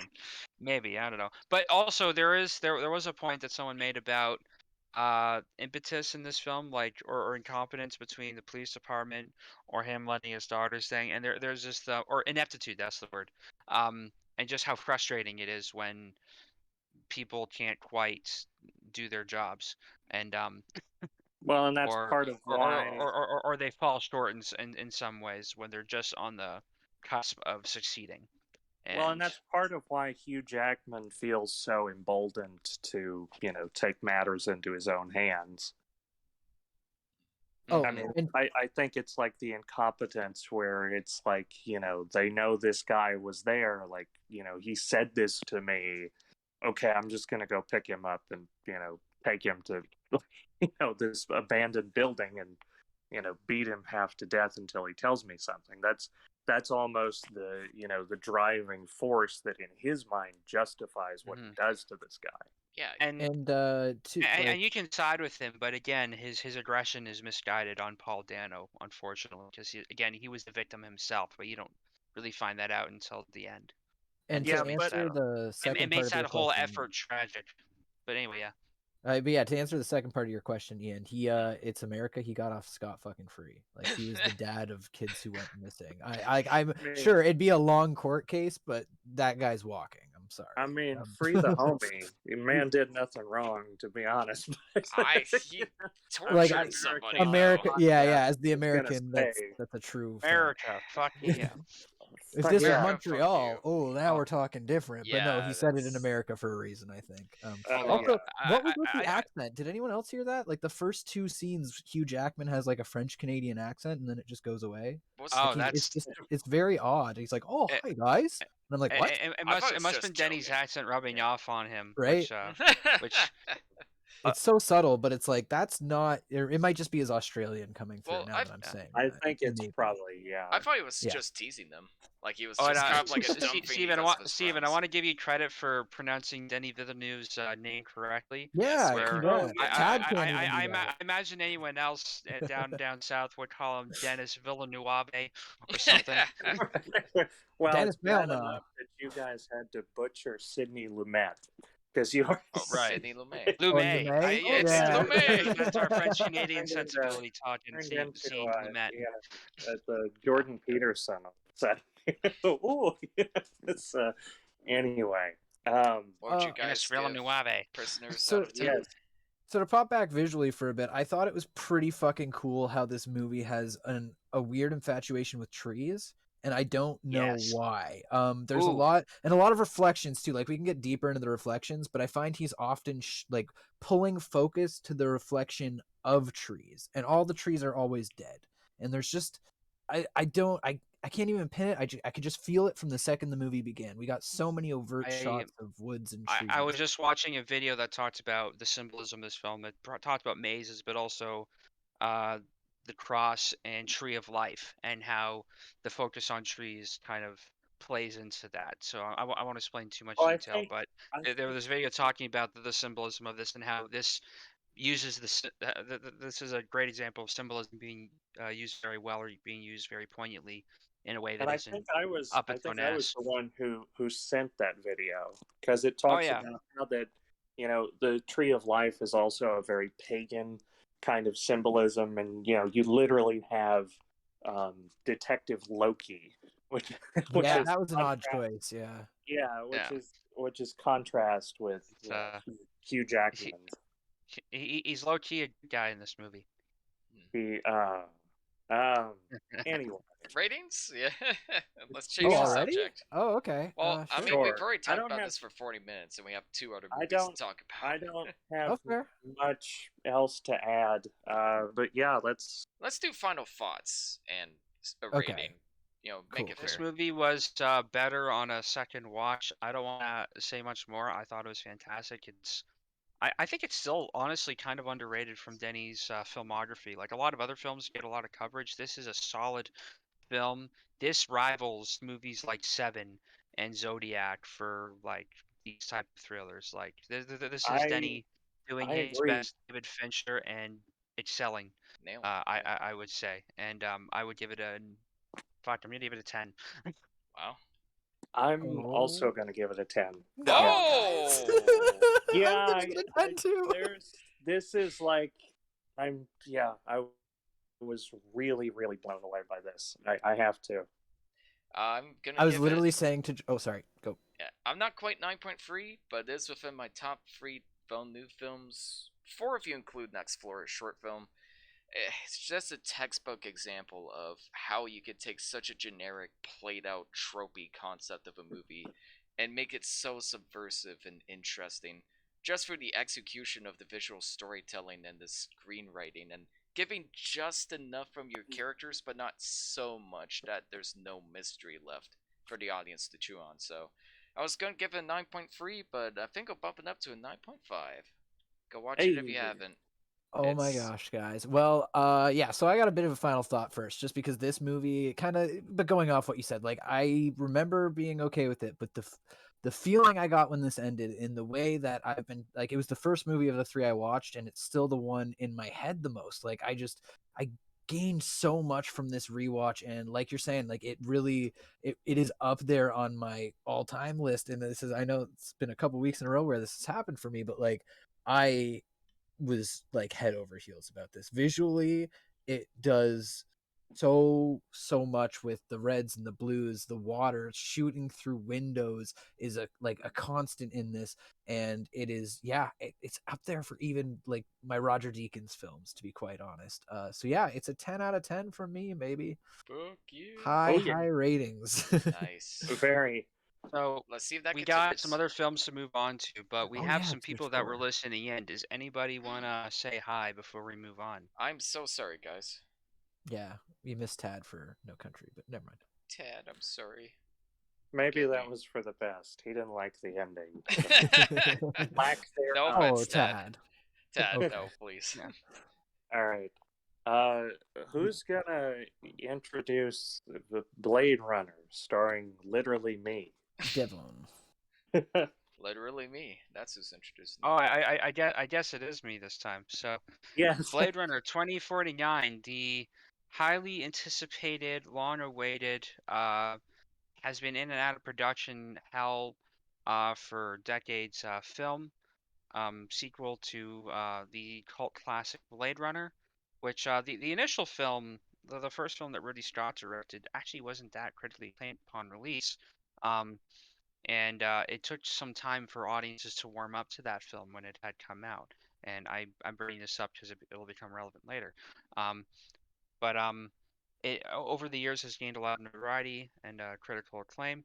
And then when uh, news came out that Denis Villeneuve was going to hell and creating a sequel for it, there was a lot of anticipation and excitement, especially from me and my peers who were all Denis Villeneuve stands. This is when Denis was still in relative obscurity, but starting to break into the mainstream with movies like Arrival.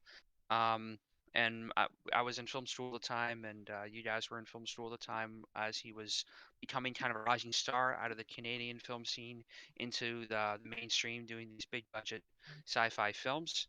And when we heard that he was going to do Blade Runner, man, this was probably the most anticipated film that I had coming up to that year.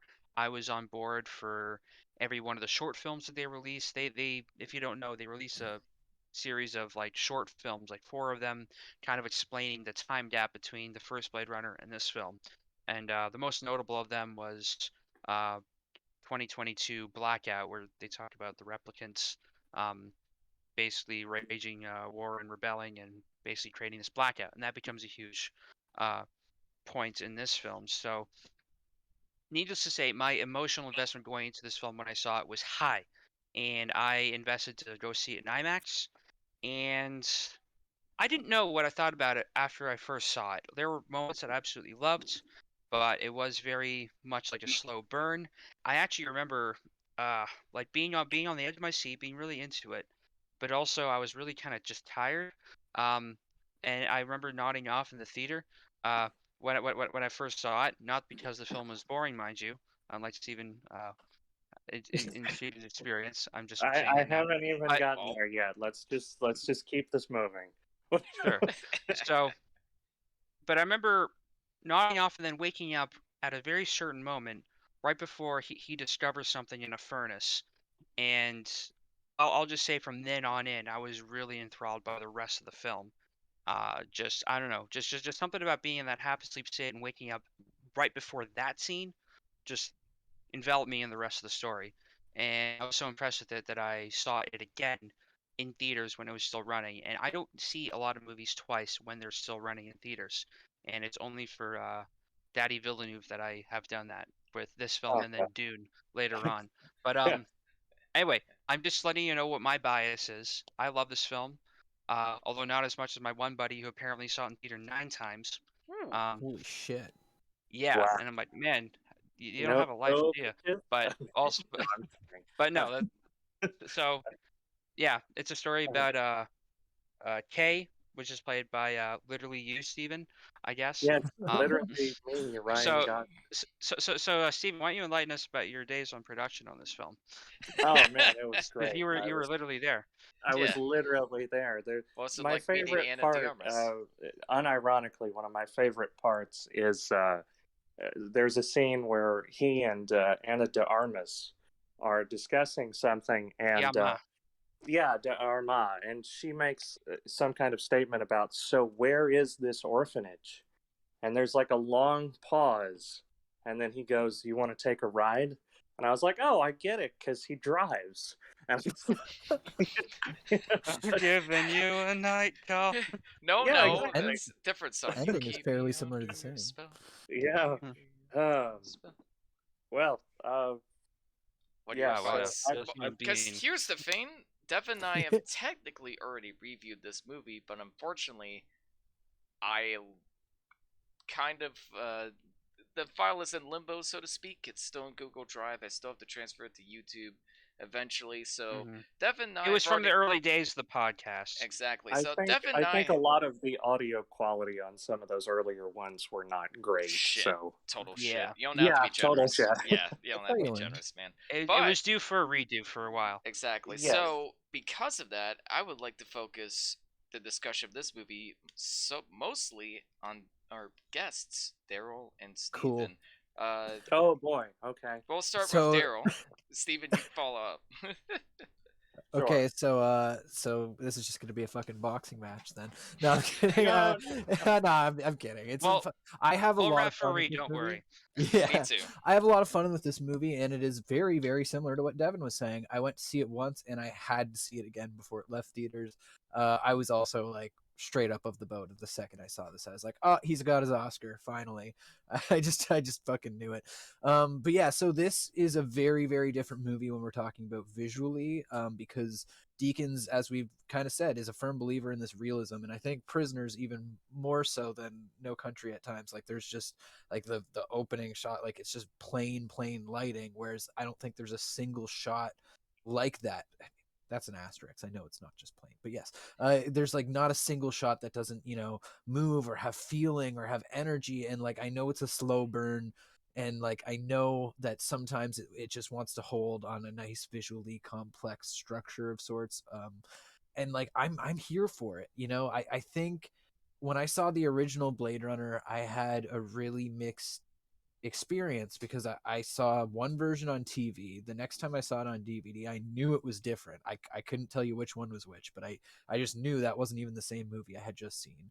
And then when I finally saw the director's cut, I was like, okay, I get it, but it's muddy. It's real muddy. So to see a very clear, clean, precise vision that builds upon the world that was set up and explores it, like as you mentioned, all the lore between with the mini like shorts and the anime and like having those things that can fill in the backstory, like it left this movie in a place where they could just drop a reference to something. And I guess that may, scare away the person who's just there for surface level. But in terms of world building, which is what I think Blade Runner is, like, it's all about, is building this futuristic neon punk kind of, I don't know, metropolis of sorts, and to live in that and to feel like an advanced but still similar, like, I don't know, it does such a good job to do that. And yeah, I will say though, for me, the biggest thing is the AI contemplation. It takes those ideas that are first posed about, like, well, what if that thing's a robot? It's like, okay, well, what if that thing is totally a robot? It knows it's a robot. Still feels like it does have a bit of a soul, though. And what if he also has this thing that's basically a phone, but because he's a robot and knows he isn't, he doesn't have the same bridges we have, so he can form a really deep relationship, like a la her. And like the levels they played with that was just so interesting to me. And I find it so fascinating to a point where like real world AI is like so nowhere even close to that kind of stuff. As far as we know, not very close to like this kind of level, that it's really fun to kind of waffle in this could be. And I think that's it. At the end of the day, this is fantasy AF. And as much as it is this realistic kind of futuristic thing, it's kind of a fun romp. It has, Force Awakens syndrome, where we do go to find old Harrison Ford somewhere. And Yeah. but I don't know. There's something to this movie that I think as a cinematographer, I'll play the card of just like, I am visually happy the whole film, and it's rarely that I feel that way. And to like drool over imagery, like I feel like you get to, like, he's had this career that's so grounded and real that taking on this mammoth of a futuristic fantasy, like, to me, I love Velna being the one helming it, and I love what he did with it. So that's my big spiel. I tried to get most of it out there. So what are And you I just saying, want, Steve? Oh, I just want to sorry. make a quick footnote on the cinematography, though. I think, at least what I remember hearing in an interview with Roger in terms of the camera setup, it was actually rather minimal compared to some other things where he mostly let the production design and the characters and things kind of shine. I believe this was just like a large format ARRI Alexa with Zeiss lenses on it, Yeah, with yeah, no it like was his filters or go-to. anything. Yeah, Like, yeah, no, for sure. And in like that respect, it's the lighting. Like I'm more so saying like the grids he built and the lighting rigs. Like we all know that like big yeah. circular rig that rotates to create that light moving in the room at the end with the water, like that kind of stuff. I respect that, and that's the amazing thing, right? He just uses the same kit, and that's what makes his cinematography so great. It's like he uses the same LUT mostly, and he uses, like you said, low filtration, if any. He'll sometimes he tunes the lenses, which, that's the insider. But regardless, it's always like these Zeiss Master Primes, and it's always an ARRI, like, yeah, the XT, I believe it was. You can check me on that, but I believe it was the Alexa XT, which let you shoot in 4K, which the Alexa Classic didn't. But yes, like you said, it's akin to shooting a film stock still. Like when you keep it that simple, you have such control over the image, and that's where Yeah. the masterful shit comes in. Thank His you for that. focus is all of what's in front of the camera, not and not what necessarily what's behind the camera. Like he keeps that simple relatively, and then focuses on the lighting and everything happening in front. Except And for then Night the Well, Talking, yes. and then the I've, other I've corner. been I've I've been mostly quiet up to this point. Let Can't let me. me rant. Thanks. Go Yeah, for it. no, Let's no, hear it. no. Let me Let's hear it. Do it. let me preface this with my experience watching this, because I tried to watch this twice.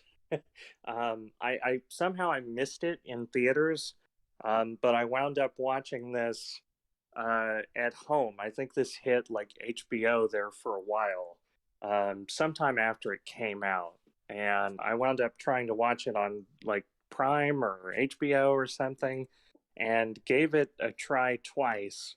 And I would get to the same point in the movie, and I would fall asleep. So, so going into this again, I did watch the full thing all the way through, completely awake. And so, congratulations to me, I did it. Congratulations, you done it. I done it. Clapping. Having seen it, I the things that I do like is that on a visual level, this is a masterpiece. Like the technical sort of, like the impressive way that they're presenting things, the lighting. In a way, I mean, the original Blade Runner feels like almost a spiritual successor in a way to like Michael Mann's Thief, where Thief was kind of this neon noir, which is actually one of my favorite genres of film. So you talk about Thief or William Friedkin's Cruising, where it's like these very grounded, sort of gritty detective, crime thrillers, but they're kind of backlit by this intense purple and pink and primary colors and blues and so in a way, like Ridley Scott's original vision was like taking that idea and imposing it into sci-fi and making it this other thing that was kind of elevated. Not so much that it was like better than those films, but it was taking it in a different direction, and it was combining these two very distinct things and melding them into something new. And that's kind of, to me, that's almost where cyberpunk was kind of birthed out of.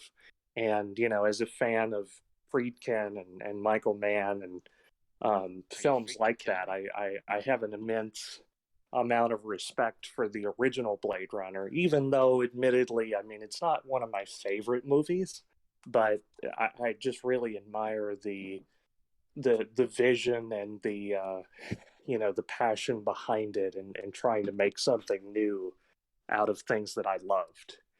And this film, I feel like, does a good job at continuing that. On a visual level. I also like how the film does something that the original didn't really touch on, which is showing you more of the world. Because in the original Ridley Scott film, like, you're mostly in this kind of shady, back alley, like New York kind of city.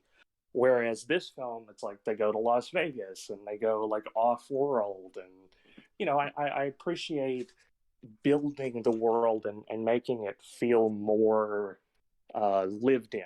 Like there's more breathing room for these characters, where I think the original was almost claustrophobic in a way. And that may have been limitations of the budget, or that may have been like studio executives trying to kind of contain, Ridley Scott, because they didn't know how it would work. And if I remember correctly, the original Blade Runner was also not a financial runaway hit, but it wound up getting this sort of like cult following years after. If you compare like Roger Ebert's review when it first came out to them reflecting on it 10 years later, complete opposite. Oh, yeah. I mean, and even like Pauline Kael absolutely eviscerated Blade Runner, if I remember correctly. Lots of people did. So, yeah, I mean, I admire this film for doing more with the story and kind of showing more of the world. And as I said, I mean, the Technicolor vibrance of this world is just incredible. Unfortunately, I think the pacing is where this film suffers. I think that there is probably a 10 out of 10 90-minute cut of this. Like, I just think that it is very slow. I think that it's like, and I mean, it's slow in a way that, there are certainly a lot of films that are long, and I feel like they earn their runtime. I'm not necessarily sure that this film needs to be as long as it does. And I think that was probably the biggest hurdle for me. And even in terms of, the runtime and what they're doing with this, pacing, it's like there's a lot of things that feel like almost in a way it needs to be longer in some ways, but it's like you could. I feel like if you cut this into chapters and released it on streaming, maybe it would have resonated better in a way. Because like there's the whole sequence where the Ryan Gosling, his character goes to Las Vegas, right? And it's like he shows up in Las Vegas, and we have a lot of scenery of him like walking around this desert sort of wasteland, and it's like like almost 5 minutes of just the visuals of him walking around this barren city, and then it's like a couple of minutes later he's already found Harrison Ford. And I almost wish that they had spent some time like, how did he find Harrison Ford? Like, where did this come from? It's like He played the piano. It's a script that, like, I think that it has a lot of plot conveniences. Like in Prisoners, I think there's a lot of like more nuance, and like I understand the journey and the investigation. And in this, it feels like, okay, we need to get to Harrison Ford, so let's get to Harrison Ford. But rather than focusing on the journey and the clues and the propelling of the story, it's like, let's pause and look at this beautiful, world. Well, I'll say there's a couple signs. Like he has a meeting with the guy that leads him in the like that hints him that he may be off world, and then he shows like the little sheep thing, which is a hint of sorts, but more so for the viewer. Symbolism. And then like when he gets close, I think the bees are also a sign that like he like that is set up by Harrison because he's the only one around. Yeah, So there's a like sign of life so there. that's kind of leading him in the direction. So like there's little hints, but I feel what you're saying there. I think it could have been a little bit more investigative in that sense. And I think, they I fight think a like lot more than him. if it had leaned more into that, I think I would like have connected with it and resonated with it more. Like, don't get me wrong, this is a beautiful film, but I feel like it goes out of its way in a lot of scenes to show me how beautiful it is, rather than like investing me in a lot of ways. At least in a narrative sense. Like, it's I wanted more from this story. I wanted more like, I mean, I think that there are a lot of things that this film does right, and I think it poses a lot of interesting ideas, but I don't know that it fully expands on them and explores all of them in a cohesive way. I think there's a lot of missed opportunities. And not to like keep referencing the fucking noir over and over again, but I do kind of feel like that's an aspect that is not carried over, whereas it carries over the themes and the feeling and the world. I feel like like they didn't want to make this a noir because then it would feel like it's kind of like what the Force Awakens did wrong. It's like it just tried to do the thing exactly again. Right. Where dropped the noir. And no, I feel what you're saying though. I totally agree. Sorry, what were you saying? It's like the world had naturally kind of evolved until this point, and now things have changed, but it's still that same world that Blade Runner had established, but things have changed over the course of time. And it felt like such organic world building to me. And I hear what you're saying about the pacing, Steven. There's definitely like scenes that really take their time. I feel like they earned them, or at least I was enthralled by them. But I mean, this is your critiques on the pacing sound like what mine was about Drags Across Concrete. When I saw that, this is like 4 or 5 minutes longer than Dragged Across Concrete. Dragged Across Concrete still feels way longer than. I don't know that I agree with that. It just depends on if you're vibing with the story or the atmosphere. It's like what we said with Suspiria. Oh, we'll get to that come Batman. And the thing about this is, it's like, when I was talking about the plot conveniences earlier, it's like, okay, it's like he lands in Las Vegas and he immediately finds Harrison Ford. And then there's another sequence with the character Love, who she tracks down Harrison Ford, and she's going to take him off world. She gets him in this like spaceship kind of thing, and there's like this underwater fight, you know? Mm-hmm. And it's like there's this whole sequence where she's taking him away from Earth, is almost the way that it's implied. But it's like, why would you take him off Earth in the first place? I mean, that would leave you open for Ryan Gosling's character to sabotage this mission. And I feel like that happens because they need The Ryan impression Gosling I to got from save that scene Harrison is Ford. because they're taking him off world because that's, there's less police influence there. It's like kind of like an but, underground colony mean, that's nice Gotta and get to hidden open waters. Yeah, you gotta get to open waters, so to speak. But I agree with mean, that they plot couldn't convenience. take him I don't agree with the other. underground? I agree with that plot convenience a little bit, but I disagree with the other plot conveniences. I thought it's a little convenient, but it wasn't enough to like pull me out of the experience. There's enough there, like enough of an investigation there, and I'd argue a key part of noir films isn't the investigation itself, but more about like what the emotions that the characters are going through and the atmosphere of the environment around them that kind of pushes them in a this certain film direction. has a ton of atmosphere, and that's almost where I kind of wonder if this is a case of style over substance. Or maybe I it's feel like the just style is the substance here. I'd say no. The style substance thing is getting thrown around a lot. Yeah, I'm sorry. And I'm guilty of this as well. But I would say that there was a lot of subtleties and nuances that maybe you didn't pick up on, Steven, on the first watch that come more into maybe fruition. I don't know. I mean, I think that it probably deserves another rewatch, but at the same time, it's like this It's is like- yeah. It sounded like you suffered enough trying to watch it Well, before. no, I didn't. For me, when this came out, it's like, where's the 4-hour cut? I need more. Yeah. Right? Oh Same no, here, I man. think this would be a lot better if it was a 4-hour cut. I think they need to expand on some of this. That's why I was saying, like, I if actually you really split agree this with you up there. like a mini series.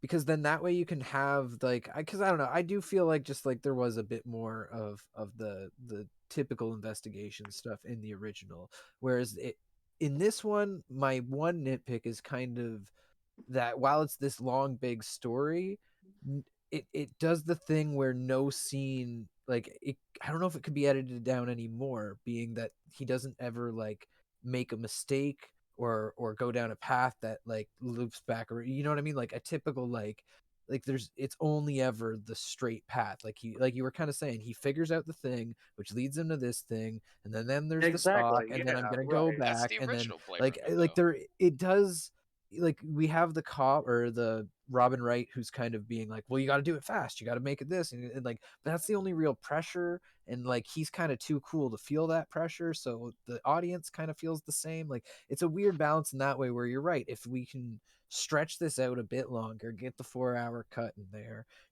then maybe you could alter a little bit of the pacing to it would be really interesting. I like what you're posing there. Yeah, I'd be interested to see a longer cut. Well, sure. and Ridley Scott even said that he thought that the film failed financially because he would have cut 30 minutes off of this. I don't know if I would.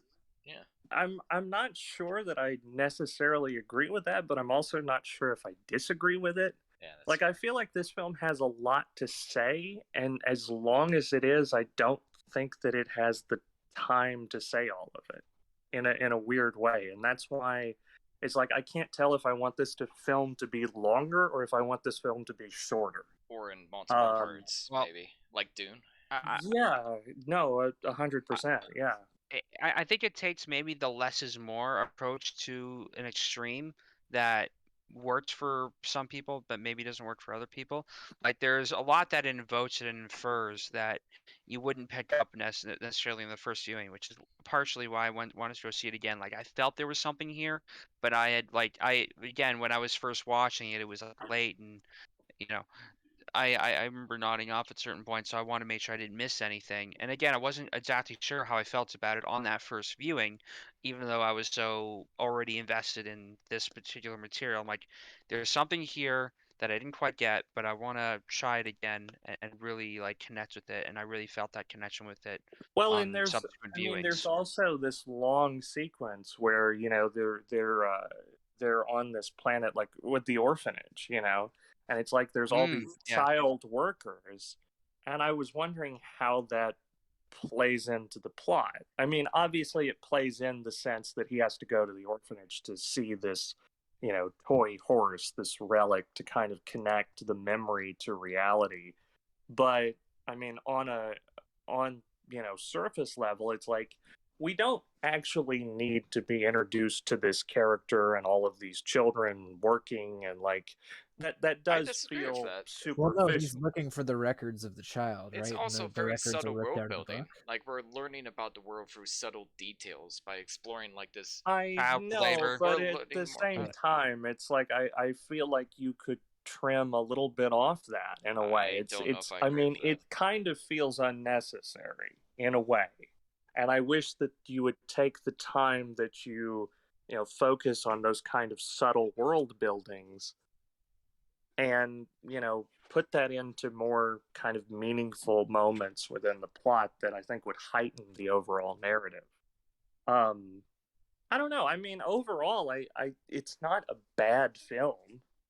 It just there's something there that I wasn't quite connecting with, and maybe maybe I in would. the way. Yeah, something in the way. Yeah. I'm gonna call that a technical knockout. Thank you. Ah. Alan. No, I'm kidding, dude. That's really good, dope though. I'm glad to hear that. And it was you finally made it to naked Anna de Armas, which is the Yes, I did. they hide it at the end just for that reason. No, they do. And that was another thing I was confused about. Why does the giant purple Ana de Armas? Why does she call him Joe? Because Because they I- call that's- everyone Joe. That was the No, implication. but that's the thing though, is that Ana de Armas is playing Joy. There's multiple Joys. Like Joy is being advertised. Like you can buy your own personal Joy. Yeah. There are many So like why it, but does this one is one- mine. It was pre-programmed Why to does say it's Joe. like- one But here, that's what I was refer- saying before, right? Because that's the idea, is that it's as familiar as a Siri.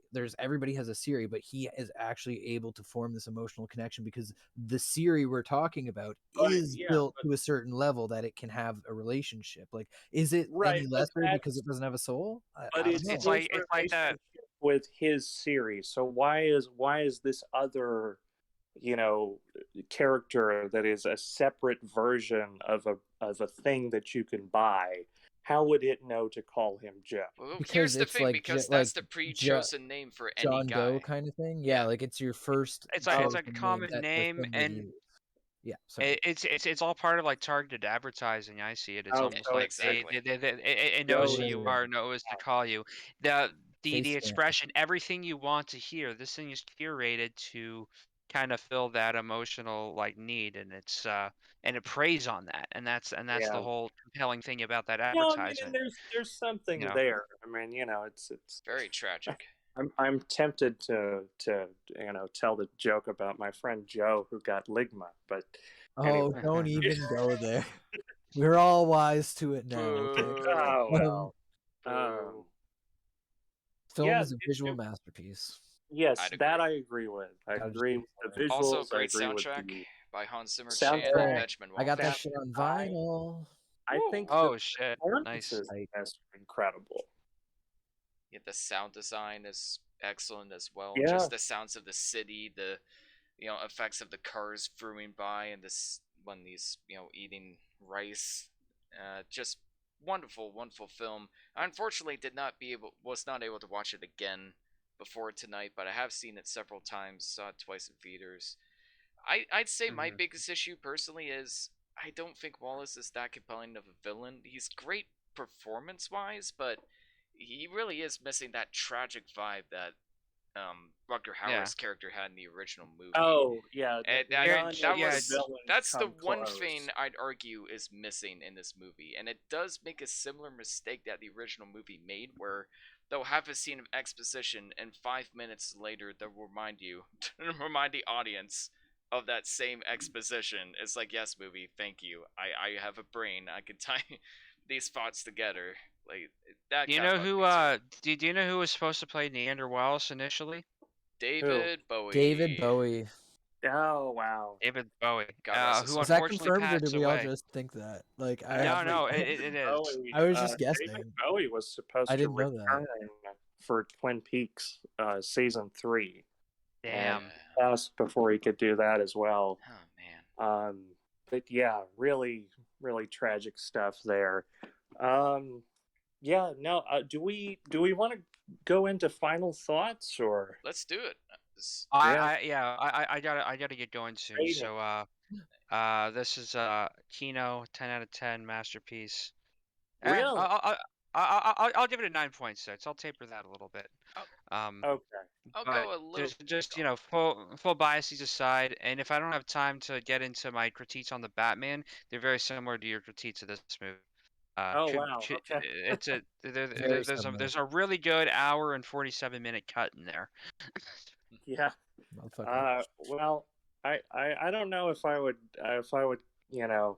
gosh, this is a hard film to rate because Do like on a technical level it's a 10/10.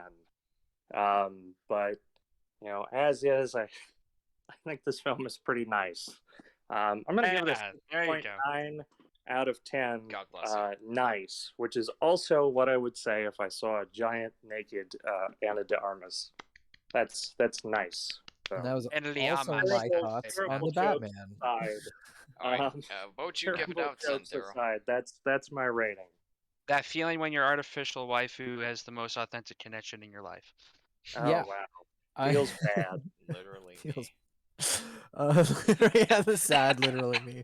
I'm a 9.5 personally. There you go. It's I'm a Deakins boy, and it got him his Oscar. So. Some people have the Ryan Gosling Drive jacket. I've got the Blade Runner jacket with the fucking With the fleece, You yeah. chose yes. wisely. I do. I bought that. That's what I have it. All right. I would give this a 9 out of 10.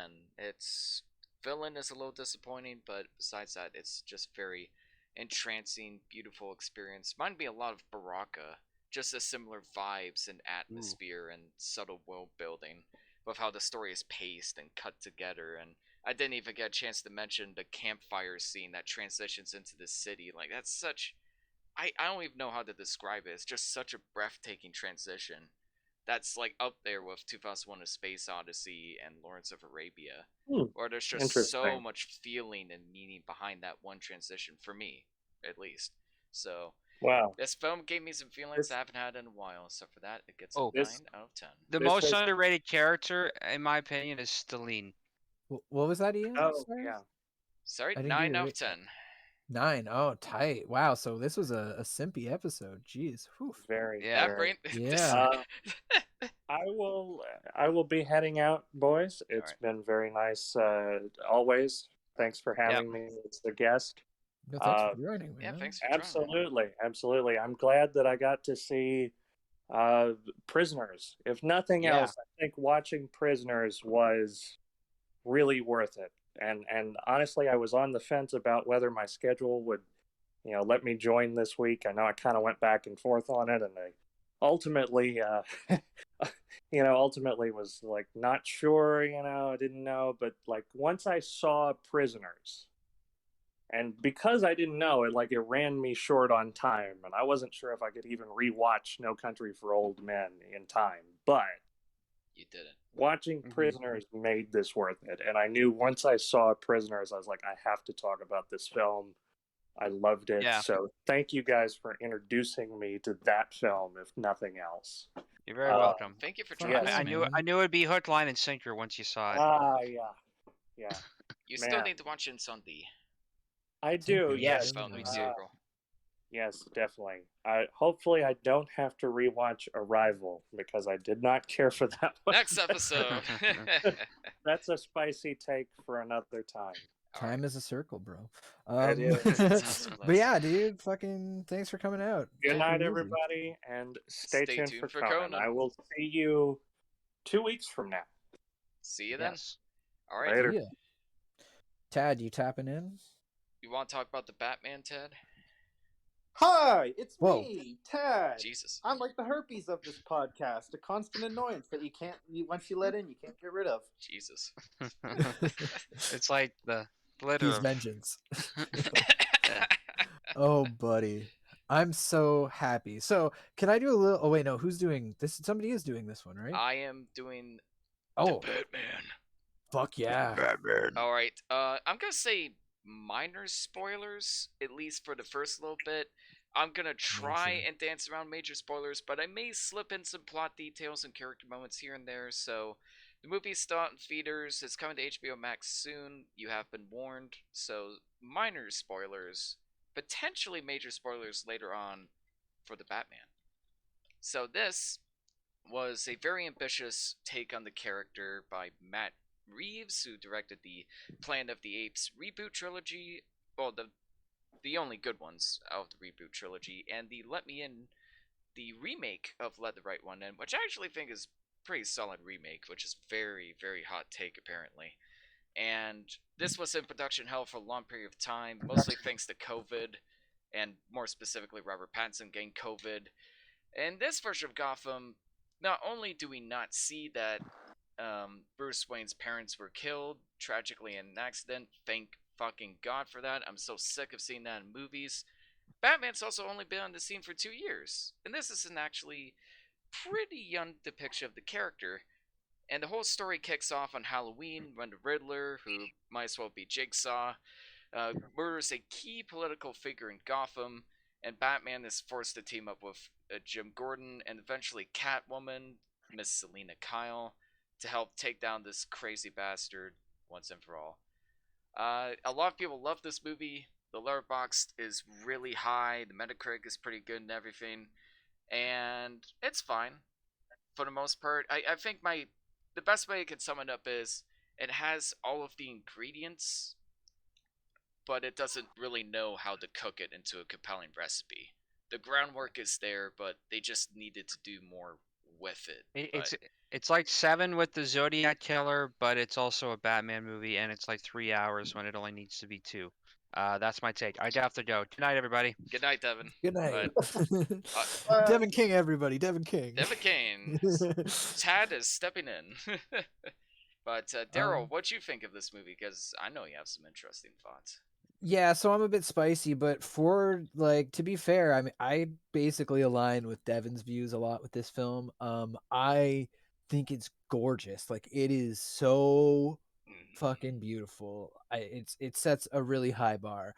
But I think there are a lot of aspects to this movie that don't mesh well. And I'll echo the there's like the best 1 hour to 45 to 2 hours of Batman period. Like I like this level of grit, this level of realistic. I even said after the film, like I believed almost everything in this. Like I believe if you had just that bit more, sure, you've got cameras in your contact lenses. That's not even that crazy. We see that they're visually there. It's not a clear contact lens magic. Like you can see a little camera in there. And like, it's a glider in terms of a bat suit, and just tech wise, like everything feels so very believable, and in ways that I don't think even Nolan's did when people called that super grounded. It was a different kind of grounded. Whereas, yeah, so the elements that don't really work for me in this are when you introduce a character so phenomenally, having them step out of the shadows with the thunk, thunk, thunk of his feet, and you feel the weight of the bat suit right away, and he still does the disappearing when people are talking thing. And you have scenes where he appears without you knowing it too, even though you're in an empty, okay, I won't be super spoiled, but you're in a large empty area, Yeah, and there's no I didn't even realize sound, and somehow you snuck up on a motorcycle. And I really do feel like there, and it might be like the higher up mixing, but I kind of think it's Matt Reeves wanting to have his cake and eat it too, in that he wants the comic book, but the comic books in general are kind of a weird dichotomy of this jokishness and this hyper reality, and it does mix better on the page than it does in, like, again, like the scenes like he sneaks into, like, he tries to get into a club 3 times in this movie. Mhm. First time, it's so badass. It is a brawl, like it is visceral, and he gets into it. It's very good blocking, and just the way he deals with people Great is so choreography. well done. And then the second time, it's I guess I won't really spoil how he shows up, but it's a different attempt. The third time, he literally, and you can tell it's the most hokey, like Three Stooges crap, where the person steps out, looks left, looks right, and then out of nowhere he It's just so goofy. jumps in through the door as if he was just standing right there. And it's like, there's so many times where it's like, but that, why are we mixing these things? Like, Yeah. I feel taken out of it more than anything. Like the Penguin, great, like character. Like I love the way Colin Farrell brought this character to life.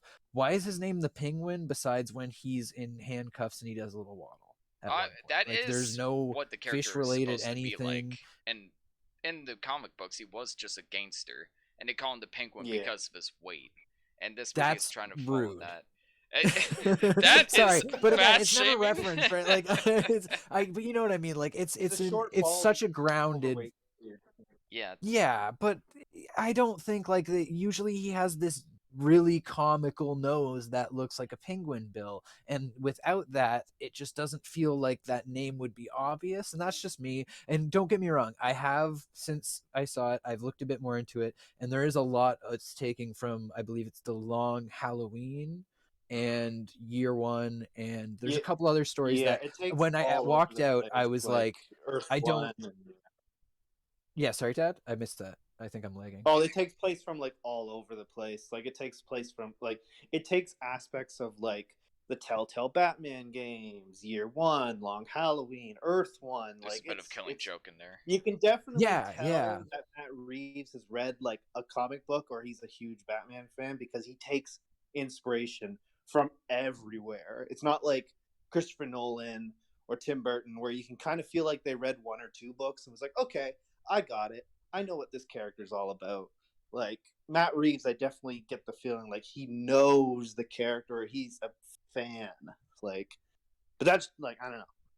No, I feel that, and I think that's part of my issue with it, right? Which is it's sad, and it's definitely a me thing. I will fully say that because, like I said, technically speaking, kind of like Steve was saying about Blade Runner, like technically speaking, this movie is fucking flawless. It's one of I the best loved shot the superhero way movies they ever took made. elements from everything, and like, let's be real, we're talking about Deakins. I think I'll just do a little quick interjection of the fact that, like, on the Deakins podcast, which we mentioned, they did a series which was like turning the tables or something they called it, and it was mostly Greg Fraser who was interviewing them. And from what I've heard, it's not like fully confirmed, but from what I've heard, when Denis wanted to use Roger for Dune but couldn't because of something with 1917 or something, so Roger was like, there was a short list, and on that list was Fraser, and uh, apparently Deakins kind of nodded towards going with Fraser, and then was like, yeah, just shoot it like I would shoot it, kind of deal. And it does, like, Dune really does feel like a Deakins movie in a way. And then this movie, even more so, I feel like took a lot from Prisoners, which we talked about earlier tonight, with the reds and blues, the water everywhere, like the rain sequence, which we funnily did not talk about in Prisoners, with the where he's trying to take the daughter back, and it's just like there's so much rain, and it's so, like, we see quick shots of the car jetting across the lines, and like I can't help but feel the similarities to the bat chase scene, which is in the trailers. That's not too much of a spoiler, but the No. big Batmobile scene in the Batman, it has those vibes, right? And it's trying to be this kind of this Zodiac type puzzle movie, but, like, there's only so many riddles. That was kind of one thing I had to do. Regardless, that's my bigger, I like it. There's things that just really aren't connecting for me, which sucks, but I like those elements individually. Just some kind of don't mesh well for me. So yeah, that's me. It's What do you think, funny Tad? you say that Oh. it felt dragged out, like there was too much to it. I'd argue there wasn't enough to it. Like the film felt weirdly Really? choppy to me. It felt like certain characters weren't developed nearly as much as they should have. Like People make fun of me for this, but Alfred is actually one of my favorite characters in Batman, or at least he has the potential to be one of my favorite characters in Batman. Like I loved Yeah, him they Oh in did no, pretty. The Dark Knight. Alfred's great. I even Yeah. liked him in Batman vs Superman. As much as I hate that movie, I actually think Alfred really worked there and was like an interesting parallel to Bruce and what he was going for. I think he did a great job of that. And Andy Serkis is an excellent actor, and he gives an excellent performance in the scene where they're kind of reconciling, which I actually think is one of the best scenes in the movie. But for the most part, he's just kind of put off to the side. Like he's more of just like a Watson character. Like, oh, I conveniently have a hobby that involves the case you're investigating. I'll just go over here and look into it. It's the worst thing you can do with Alfred, where it's like you just put him off to the side and have him just kind of nag at Bruce, so to speak. There's a line where it's Yeah. like, "You're not my dad." I'm like, "Goddamn emo Batman, you're not my real dad." But he doesn't say you're not my real dad, but I wish he did. Would have made it He, 10 he out of 10 almost scene. does in the one scene. He almost yeah. does, yeah. Yeah. Just with his emo haircut and his eyeshadow, I was like, "Goddamn fucking emo kid." But it's the worst thing you could do with his character, where you just put him off to the side, and that was disappointing. And the Penguin, one of my favorite villains, I don't know anything about this guy. He's basically just a comic relief character. He's just a funny fat guy that happens to have like some tie-ins to the case, but we never really flesh out his I mean, character. The never only really one that has knows a Spanish. presence. He's just he's there. he's like proto Penguin. That's kind of the issue with that. Is just like a lot of these characters aren't at their final stage, No. and it is kind of very much that thing of like, oh man, like I don't care where the stuff I love comes from. Just give me the stuff I love, you know? And like, I think my biggest issue overall is Catwoman, actually, surprisingly Yeah. enough. Like, I think you could remove her from this story and lose very little. Like, the movie is constantly trying to interesting. justify her existence. She was one of my favorite parts about the movie. And maybe it's Really? just Oh, she's because we great. came Don't off get me of wrong. like the Femme Fatales episode, but she's She's very great. much like True. leaned into that. And I think Yeah. she ties into the story like pretty well. And I'd argue she's going through what Bruce is going through, because there's a character that ties into both of their histories, and both of them deal with the problem in very different ways. And that's always like a kind of a trope in movies I'm always a fan of, where it's like the hero and the more ambiguous character deal with a similar issue in different ways. And I felt like that was like a great character moment between them too, when they kind of Sure, reconcile at absolutely. that moment, which I I won't mean, spoil. like, technically speaking, yeah, this is a great Catwoman. It's very comic book accurate. The actress is like giving it her all. She's written the way she's supposed to be written. You know, it's not like Halle Berry or some of those other performances that we've Porn had star. of Catwoman. Like, this is a great written character. It's just the film, I feel, is constantly trying to put her in there. And I've heard things, I don't know if it's true or not, but I've heard that the reason this film has all the villains it has is because it's the only Batman film since the first Adam West Batman movie to have all of these villains in it. So I don't know if Matt Reeves was kind of being like, oh, well, like, Oh, it's that'll so be a true. cool little Easter egg or something. But, That's like, interesting. But yeah, it Um, definitely felt like some characters weren't as fleshed out as others, which in a 3-hour movie is very confusing and kind of disappointing. yeah. But I found Well, it apparently it was flew like by 4 me. hours. Like, That doesn't Oof. surprise me. That Yeah, doesn't they but cut it surprise this- down to ugh. 3. Yeah. Yeah, I would like a 4-hour cut, because like there's just so many more character moments that could have been in there, and characters that could have been fleshed out. But despite that, and kind of like a lack of connection with Bruce Wayne in general, like I don't need to see like his parents being killed again, but I feel like Mhm. the ending was a conclusion to a character arc that was never like properly established or conveyed to me. Okay, can we go spoilers? Or is that Okay, what we you know what? Let's Because go I have spoilers. some thoughts about the end. Let's okay, do spoilers. cool. All right. Because 3, we had 2, a 1. cool powwow after our viewing where like collectively the 5 of us came to this agreement that this movie isn't the right ending. They build up something completely different throughout the film, which is that either A, this was going to be a standalone movie where Batman died that night and his death changes Gotham for the better, full stop, single movie, one and done, or that he was going to, like, what we needed instead of fucking bait for sequels was a scene at the end where he puts up the suit. He puts on an actual, like, it's Robert Pattinson. Make him look good for once in this movie. Put on a well-fitting suit, have him step out and have him look at Alfred, give us confirmation that Alfred's back, maybe get some nice little Michael He's got a Caine-like cane or scene between something. the two of them where we feel a connection that ends with them saying, we are going to fix this money with our money, and get out there and be a sign of hope that is not this thing in the streets. Like, it builds up to like vengeance not working. And his solution is, well, I'll just do it a bit differently. And like, Yeah. I'll like be it, a and nice not to mention guy. that film should, if not that, should end with him looking up with the muddied face. Cut to black. We do not need, or save it for post credits at least then. But the Fast 9 ending where we got to ride around on motorcycles in a fucking graveyard for 3 minutes, and then the Arkham That one was where it's great. like, That oh, scene was great. guess what, everyone? Big Oh, spoiler warning. fuck. But I why hated the that. fuck That is the felt like the Joker in this studio just movie? wanted them to put in there. Like, if I put this in my movie, will you just leave me alone? Yeah, will Alright, you let me do like, the rest? yeah, Yeah. exactly. It just felt like Matt Reeves just was told to put it in there. It's so Well, stupid. we had a good theory though that might not have been the case, or like the reason we think this is because of COVID, like you mentioned in the beginning, because that trailer hit huge. Everyone was so excited for this movie that it probably gave them the push to set it up for a trilogy like all Batmans usually do, and B, to just like fill it to the brim with fucking, or well, what I'm trying to say, edit like that, to let the edit hang, because people want the movie so we can pull an end game and make it 3 hours. Like, I think it gave them the confidence, you know what I mean? Like the hype through COVID. It was Interesting. everyone's most hyped up film, or what am I trying to say?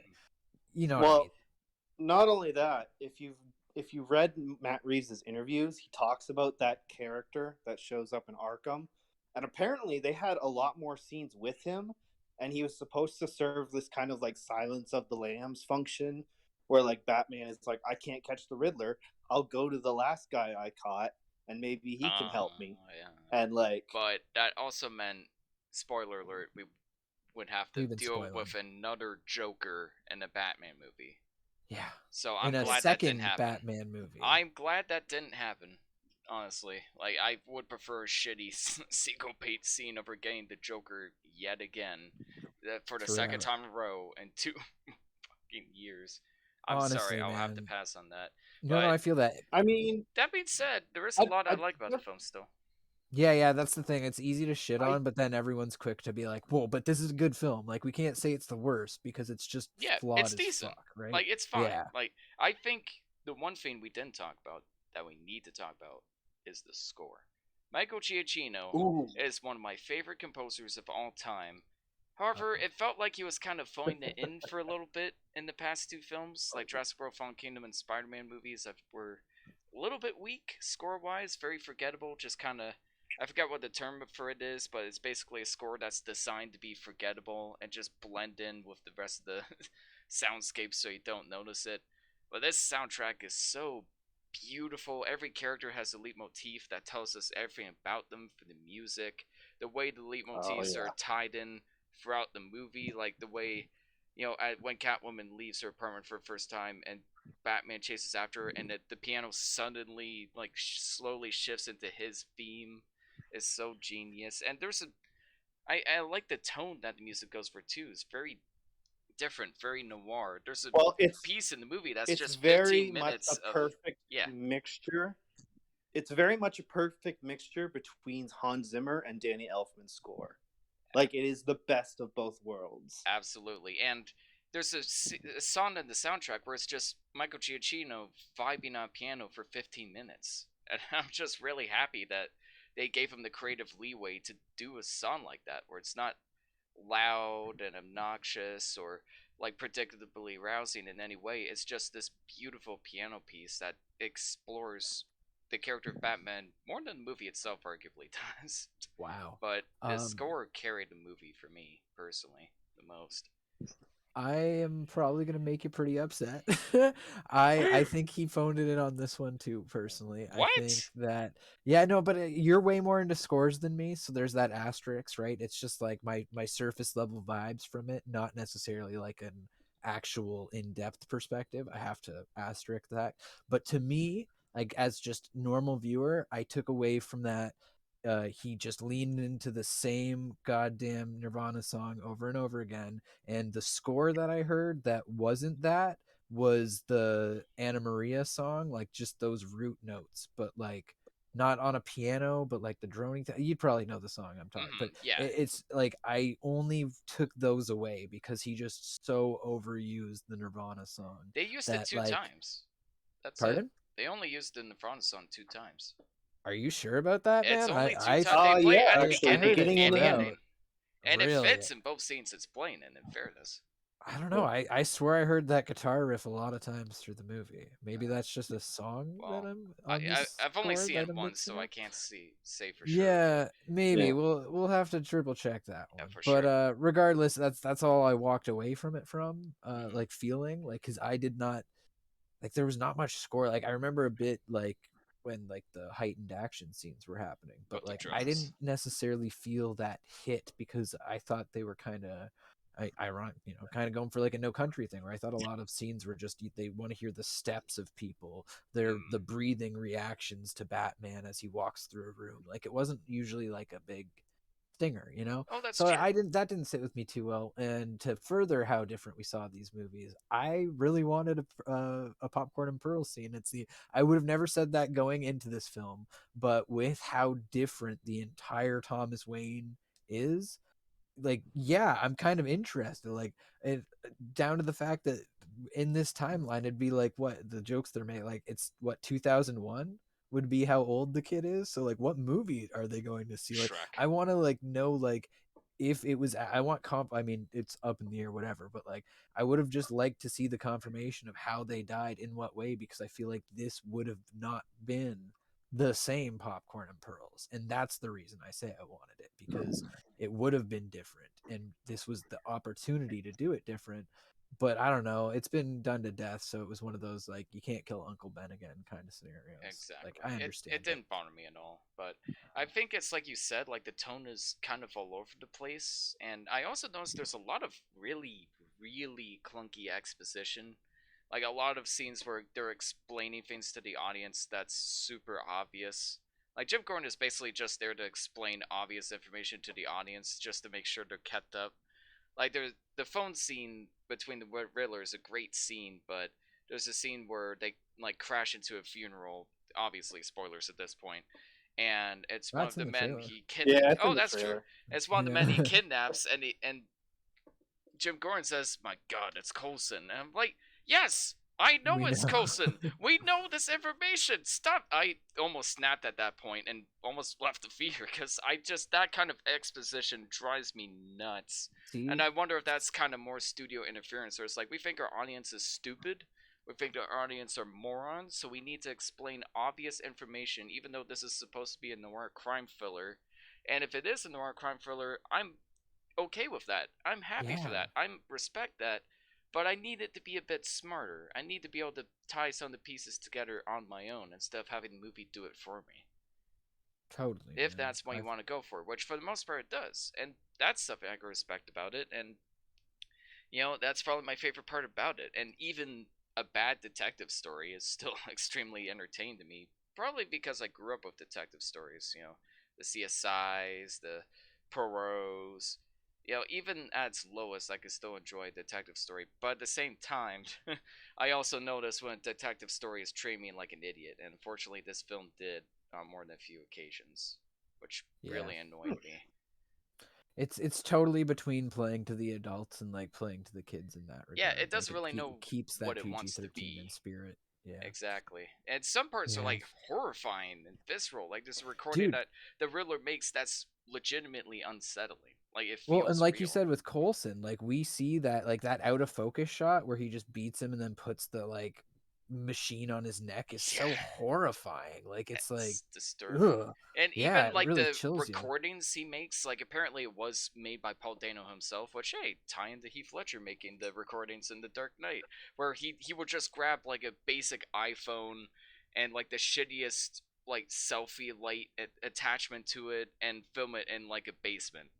And that's literally how he made those scenes, and it really effective. Like I like the imperfections, like the messy camera work, the fact that the voice changer isn't perfect. There's like slip ups in the voice recorder every now and again, but I thought that was intentional to like make his character more realistic. But at the same time, Paul Dano does a good job, but his character is so over the top at weird random moments, and that I does thought kind of that suck too, away from the specifically tension. the I liked Arkham that. scene. I liked it. It fits his character, but there were a couple scenes where it's like, I need you to dial back like just a little bit. Just a little bit.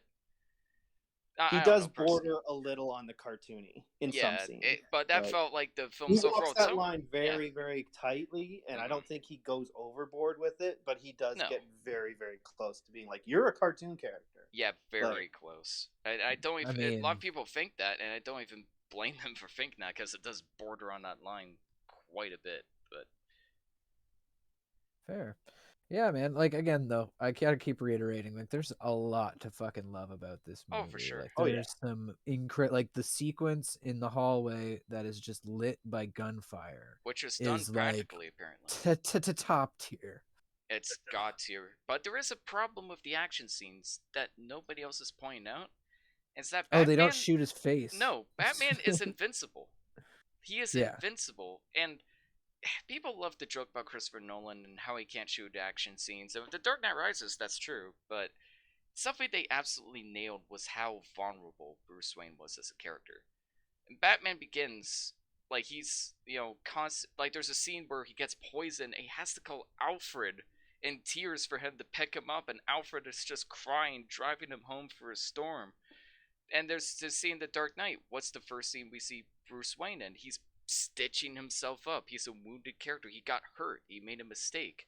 And The Dark Knight Rises, he gets his back broken and has to pick himself back up. And because of those details, we empathize with the character so much more than a character that just walks away unscathed after every fight. There's a scene where Robert Pattinson flies away and like pulls his leg or something. And I'm like, yes, finally, some tension, some realism. Like he'll have to go home in a limp, or he'll have to like get it checked out hospital, or stuff as Bruce Wayne or something along those lines. No, he just loses it in the next scene. It's like, oh, great. I almost connected with the character for a second there.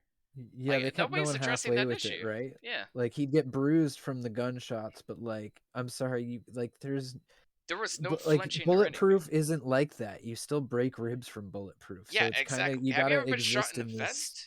Like there's a scene in The Dark Knight where he gets shot and he still keels over. Like you could argue he faked dying, but you could tell like it hurt. Like it actually hurt. And there's nothing like that here. It's like he'll get shot by 50 assault rifle bullets and it'll be fine. It's like, am I watching the Batman or the Doomslayer? Like, make up your mind. And in a more goofy movie, that could have worked. But again, this movie doesn't know if it wants to lean into the goofiness or the serious vibe. And that's it, right? Like, because they have this when your bad guy, quote unquote, or the third act thing is essentially a mass shooting, having a good guy whose face is completely open kind of loses a bit of realism for me, because there's so many shotguns and so many guns, and it's like shit would be hitting your face, if not just like shrapnel, like bits bouncing off of your chest. Yeah. Like there should be like you should be worn and rugged, because then that scene where he's on the thing cutting the electrical whatever, if he's like damn near on the edge of death and then emerges from the water barely alive and still saves people, that would it makes it that much better. But it's just, it feels like it's not willing to go that far. He just goes in and saves them. Like there's no tension whatsoever. And I thought, it's kind of awkward actually. He kind of like trudges and like, it's like, okay, I'll help you out now.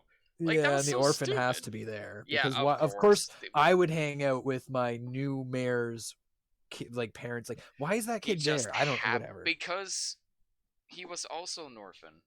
He's tying it. But the first scene with the orphan was great. But the problem is the film did it again and again and again. It did the Whedon thing where it's like we put kids in a thing so that you feel something, and it's like, okay, it works once, so but manipulative. The first time it's great. But yeah, they just keep hammering it in there. It's like, okay, I get it. You don't need to keep hammering it in there. And on top of that, with the climax of the movie, too, The Wire could have at least been like the scene of tension in that moment. Yeah. That was a bare minimum. Like, maybe he's in there, but the wire is, like, dangling. Like, it could fall at any moment, and Batman, like, gets him out just in time. Like, do something. Like, the whole... I feel like the end of the movie should have been Robert Pattinson talking down the Riddler. which is the best scene in the movie. Is fantastically acted, great parallels between the two characters in a way that didn't feel too forced. If that was the climax of the movie, was just them like this battle of wits, so to speak, like they're talking to each other and kind of explain like how their morals work, and like maybe Batman's talking to him and the cops are like it's everything seems hopeless, but he's kind of like tries to bring the conversation back, like no, there is like hope in the city, we need to find like a new ideal, and that's how he learns like his vengeance tactics isn't working, but he kind of comes around and it cuts back to the cops like saving the city and doing some good ones, and like I feel like that would have been such an interesting way to end the film. I was so excited that that was how the film was going to end, but no, it's a Batman movie, so we got to end yeah, with see, him like, being when a the bunch of bomb blows goons. up, Wasn't supposed to happen. Yeah, like when the bomb blows up, it's so like I love that idea of like holy shot shit, of the Batman bomb. failed. Yeah, Like I love that. yeah, that was great, and Did he you really still just does. pop in to say that and leave, Devin? Gotcha. Yes, he did. Yeah, he's still here. Okay. Yeah, Yeah, I just had to interject that line. Love I'm on my it. way to work at the moment. All I just had to interject because you guys are still going for somehow. thanks for the I- interjection. Going all but night, baby. it's yeah, and like the Riddler still does win in a way, which I thought was great. Like that was interesting. Like yeah, he didn't get a chance to kill the new mayor, but Gotham is in shambles. Like it's in like a horrid state. It's like half the city is flooded, and that was they didn't come up with some bullshit to get rid of that. Like half the city is flooded. That's a consequence they have to deal with. Which that Yeah, and that going forward. part of the yeah. ending was Yeah. great. That part of the ending was like, okay, it's maybe it's sequel bait, but that's good sequel bait. That's a way that makes me kind of Yes. excited to be like, We've oh, never like, seen that before. yeah, like how are they going to recover from this? This is so interesting, and I would like to Well, see Matt that's Reeves actually, carry on with a better that's- sequel and give this Yeah. another shot. Because there's something there. There is he actually just a something to- storyline called oh man, what's it called? No Man's Land, a Batman storyline in the comics, and that's kind of the whole premise. Is that Gotham gets declared like some big event happens and Gotham gets declared as like a no like stay out zone, and like whoever's in there like martial law is implied, and criminals break out and they start like forming gangs, and like it's kind of this like whole ordeal, and that seems to be what they're building up for the sequel with the whole like blown up bridges and stuff like that. So I'm super stoked to see that be adapted to the screen. But yeah, I agree, it is kind of like it's an odd ending, and it does kind of suffer from like Hobbits or no Lord of the Rings syndrome, Yep. where it's like constantly is like, oh, this is the perfect ending. Nope, we got to keep going. Okay, this Lord is a of the Rings, better ending. I'd Nope, we got to argue, keep going. Like just earned fucking that end. though. Like Lord of the Rings at least had so many characters to tie up with that Yeah, I more knew you'd take characters offense to needed that. more characters needed a conclusion in that. You know, there's a reason for so many different endings because so many characters needed like a different ending. We need to see where how all of the ropes tied together at the end. Here, like it just felt like they didn't quite know how to end it, and they were just kind of constantly like, okay, we end it here. No, let's end it here. No, let's end it here. Actually, and it is a little bit messy, and I'd either like to see a longer cut of this movie or a sequel that's with a little more focus, a little more Yeah. drive. Yeah. And I I think I they just could have to really- interject one last thing before I really have to sign off. The biggest pet peeve I had was Catwoman's fridge was open the entire time during the scene they were in her apartment. Like she has it open as a light source, and she's wondering why her milk has gone rancid and why her electricity bills have gone up.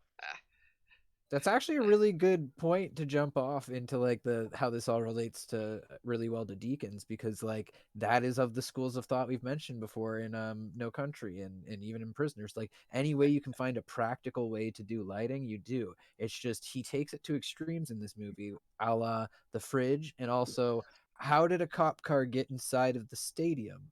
I didn't understand that. Are the reds and blues on the water the most visually beautiful thing I saw in that film? Also, yes.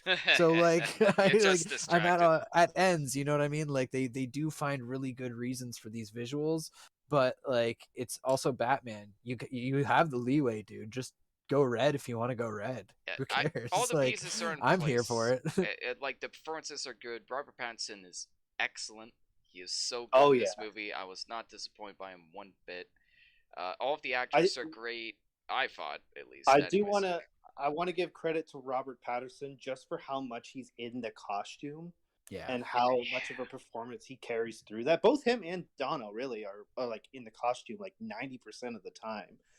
And Patterson sells it. Like there's a scene where like a police officer stops him. He's like, "Yo, like you're not allowed in here," and he just gives you this look of like, "Man, you better know your place." And like It's you can glare, just see it yeah. in his eyes. Like it's incredible. Like Yeah, there's so many. You can tell he's always trying to figure things out. Like when he's at the funeral and he doesn't say a single word, but he's constantly like analyzing every little detail in the scene. Kind of like deal with emotional turmoil by seeing the orphan and looking back to Commissioner Gordon with like a look of curiosity. Like it's all in his eyes. He does a great job with his eyes in yeah, every performance he's in, and this is a perfect character you need to express yourself in that way. And I just I don't know. I wish he had a better movie to work with, but what would you guys rate it overall out of 10? 6.9, baby. I feel like exactly how how Steve felt about Blade Runner. It's ridiculous. Like it has a 10 out of 10 like how it was built, and it has a 5 out of 10 story. So I'm going to give it the 6.9. I think I'm gonna go a bit lower. I had it at 7, but the Ooh. more I talk about it, I'm gonna go 6.5 out of 10. I wanted to like it more than I did. All of the pieces are there, but didn't quite gel together for me. So 6.5 out of 10. Still oh better god, than ratings. still better than um, Batman Returns, and I won't die on that hill. That movie is overrated. Do I have to give a rating, or can I just give my thoughts? Because I'm still kind of unsure on my final rating. I need to see it another Give time. it an approximate rating and your final thoughts. All right.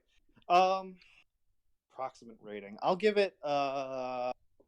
Right now I'm sitting at like a 7.5, maybe an 8. 7.7. I really dug this film. I didn't feel the runtime like most people did. Me neither. But again, that's gonna change. That might change when I see it a second time. I completely wanted to like live in this world. I was invested from beginning to end. It's got its flaws. It's not perfect. But like, I think the pieces are there for the definitive Batman. Like, Matt Reeves has definitely set up a world where I could see the best Batman movie being made. Like the pieces are there, the actors are there, like the performances, the costumes, the look. It's all like right out of the comic books. And as a big comic book fan, like I love that. So I don't know. I'm having a hard time with it. Like I said, I need to see it another time, one more time, just to kind of get a better feel for it. But as of right now, like I'm really happy with it. I'd actually honestly say it's maybe my second favorite Batman movie. Like it's Dark Knight and then maybe this. Like Wow. Oh, I'd watch it again for sure, but I think it would have to be at home. I don't know if I could watch it in a theater again personally, but I'll give it a chance eventually. Well, that was a very long episode of First Days with Maury, but thank you so much for staying tuned if you stuck around with us for that long. Almost about as long as the Batman. So, We did it. food for Breaking thought. records. Breaking records, baby. Thank you so much, Daryl, for joining us. You're an awesome guest can we as call always. this the What? Can we call this the Tuesdays with Maury feature film? Yeah, we'll make a feature film of this. Yeah, singular first days podcast with Endgame. episode. Calling it Yeah. now. Thank you, Love Tad, it. for Tuesdays subbing Maury. in with your thoughts, and thank you, Jamar. I see you in the audience there listening in. Thank you so much. Want to give a quick shout out? You're very welcome. Thank you. Wonderful episode, and I'd give Batman a 7.5 personally. Nice. Well, thank you so much for listening in, guys.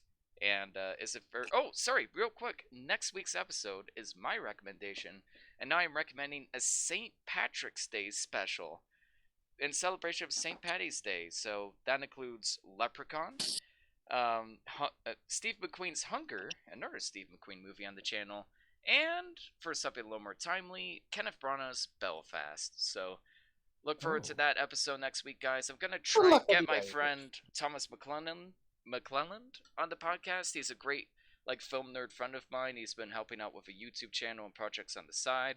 He's a great guy. I'll see if he's got time. Hopefully he'll join as a guest. And as always, guys, is it first day yet? Have a great night. See ya. Cool.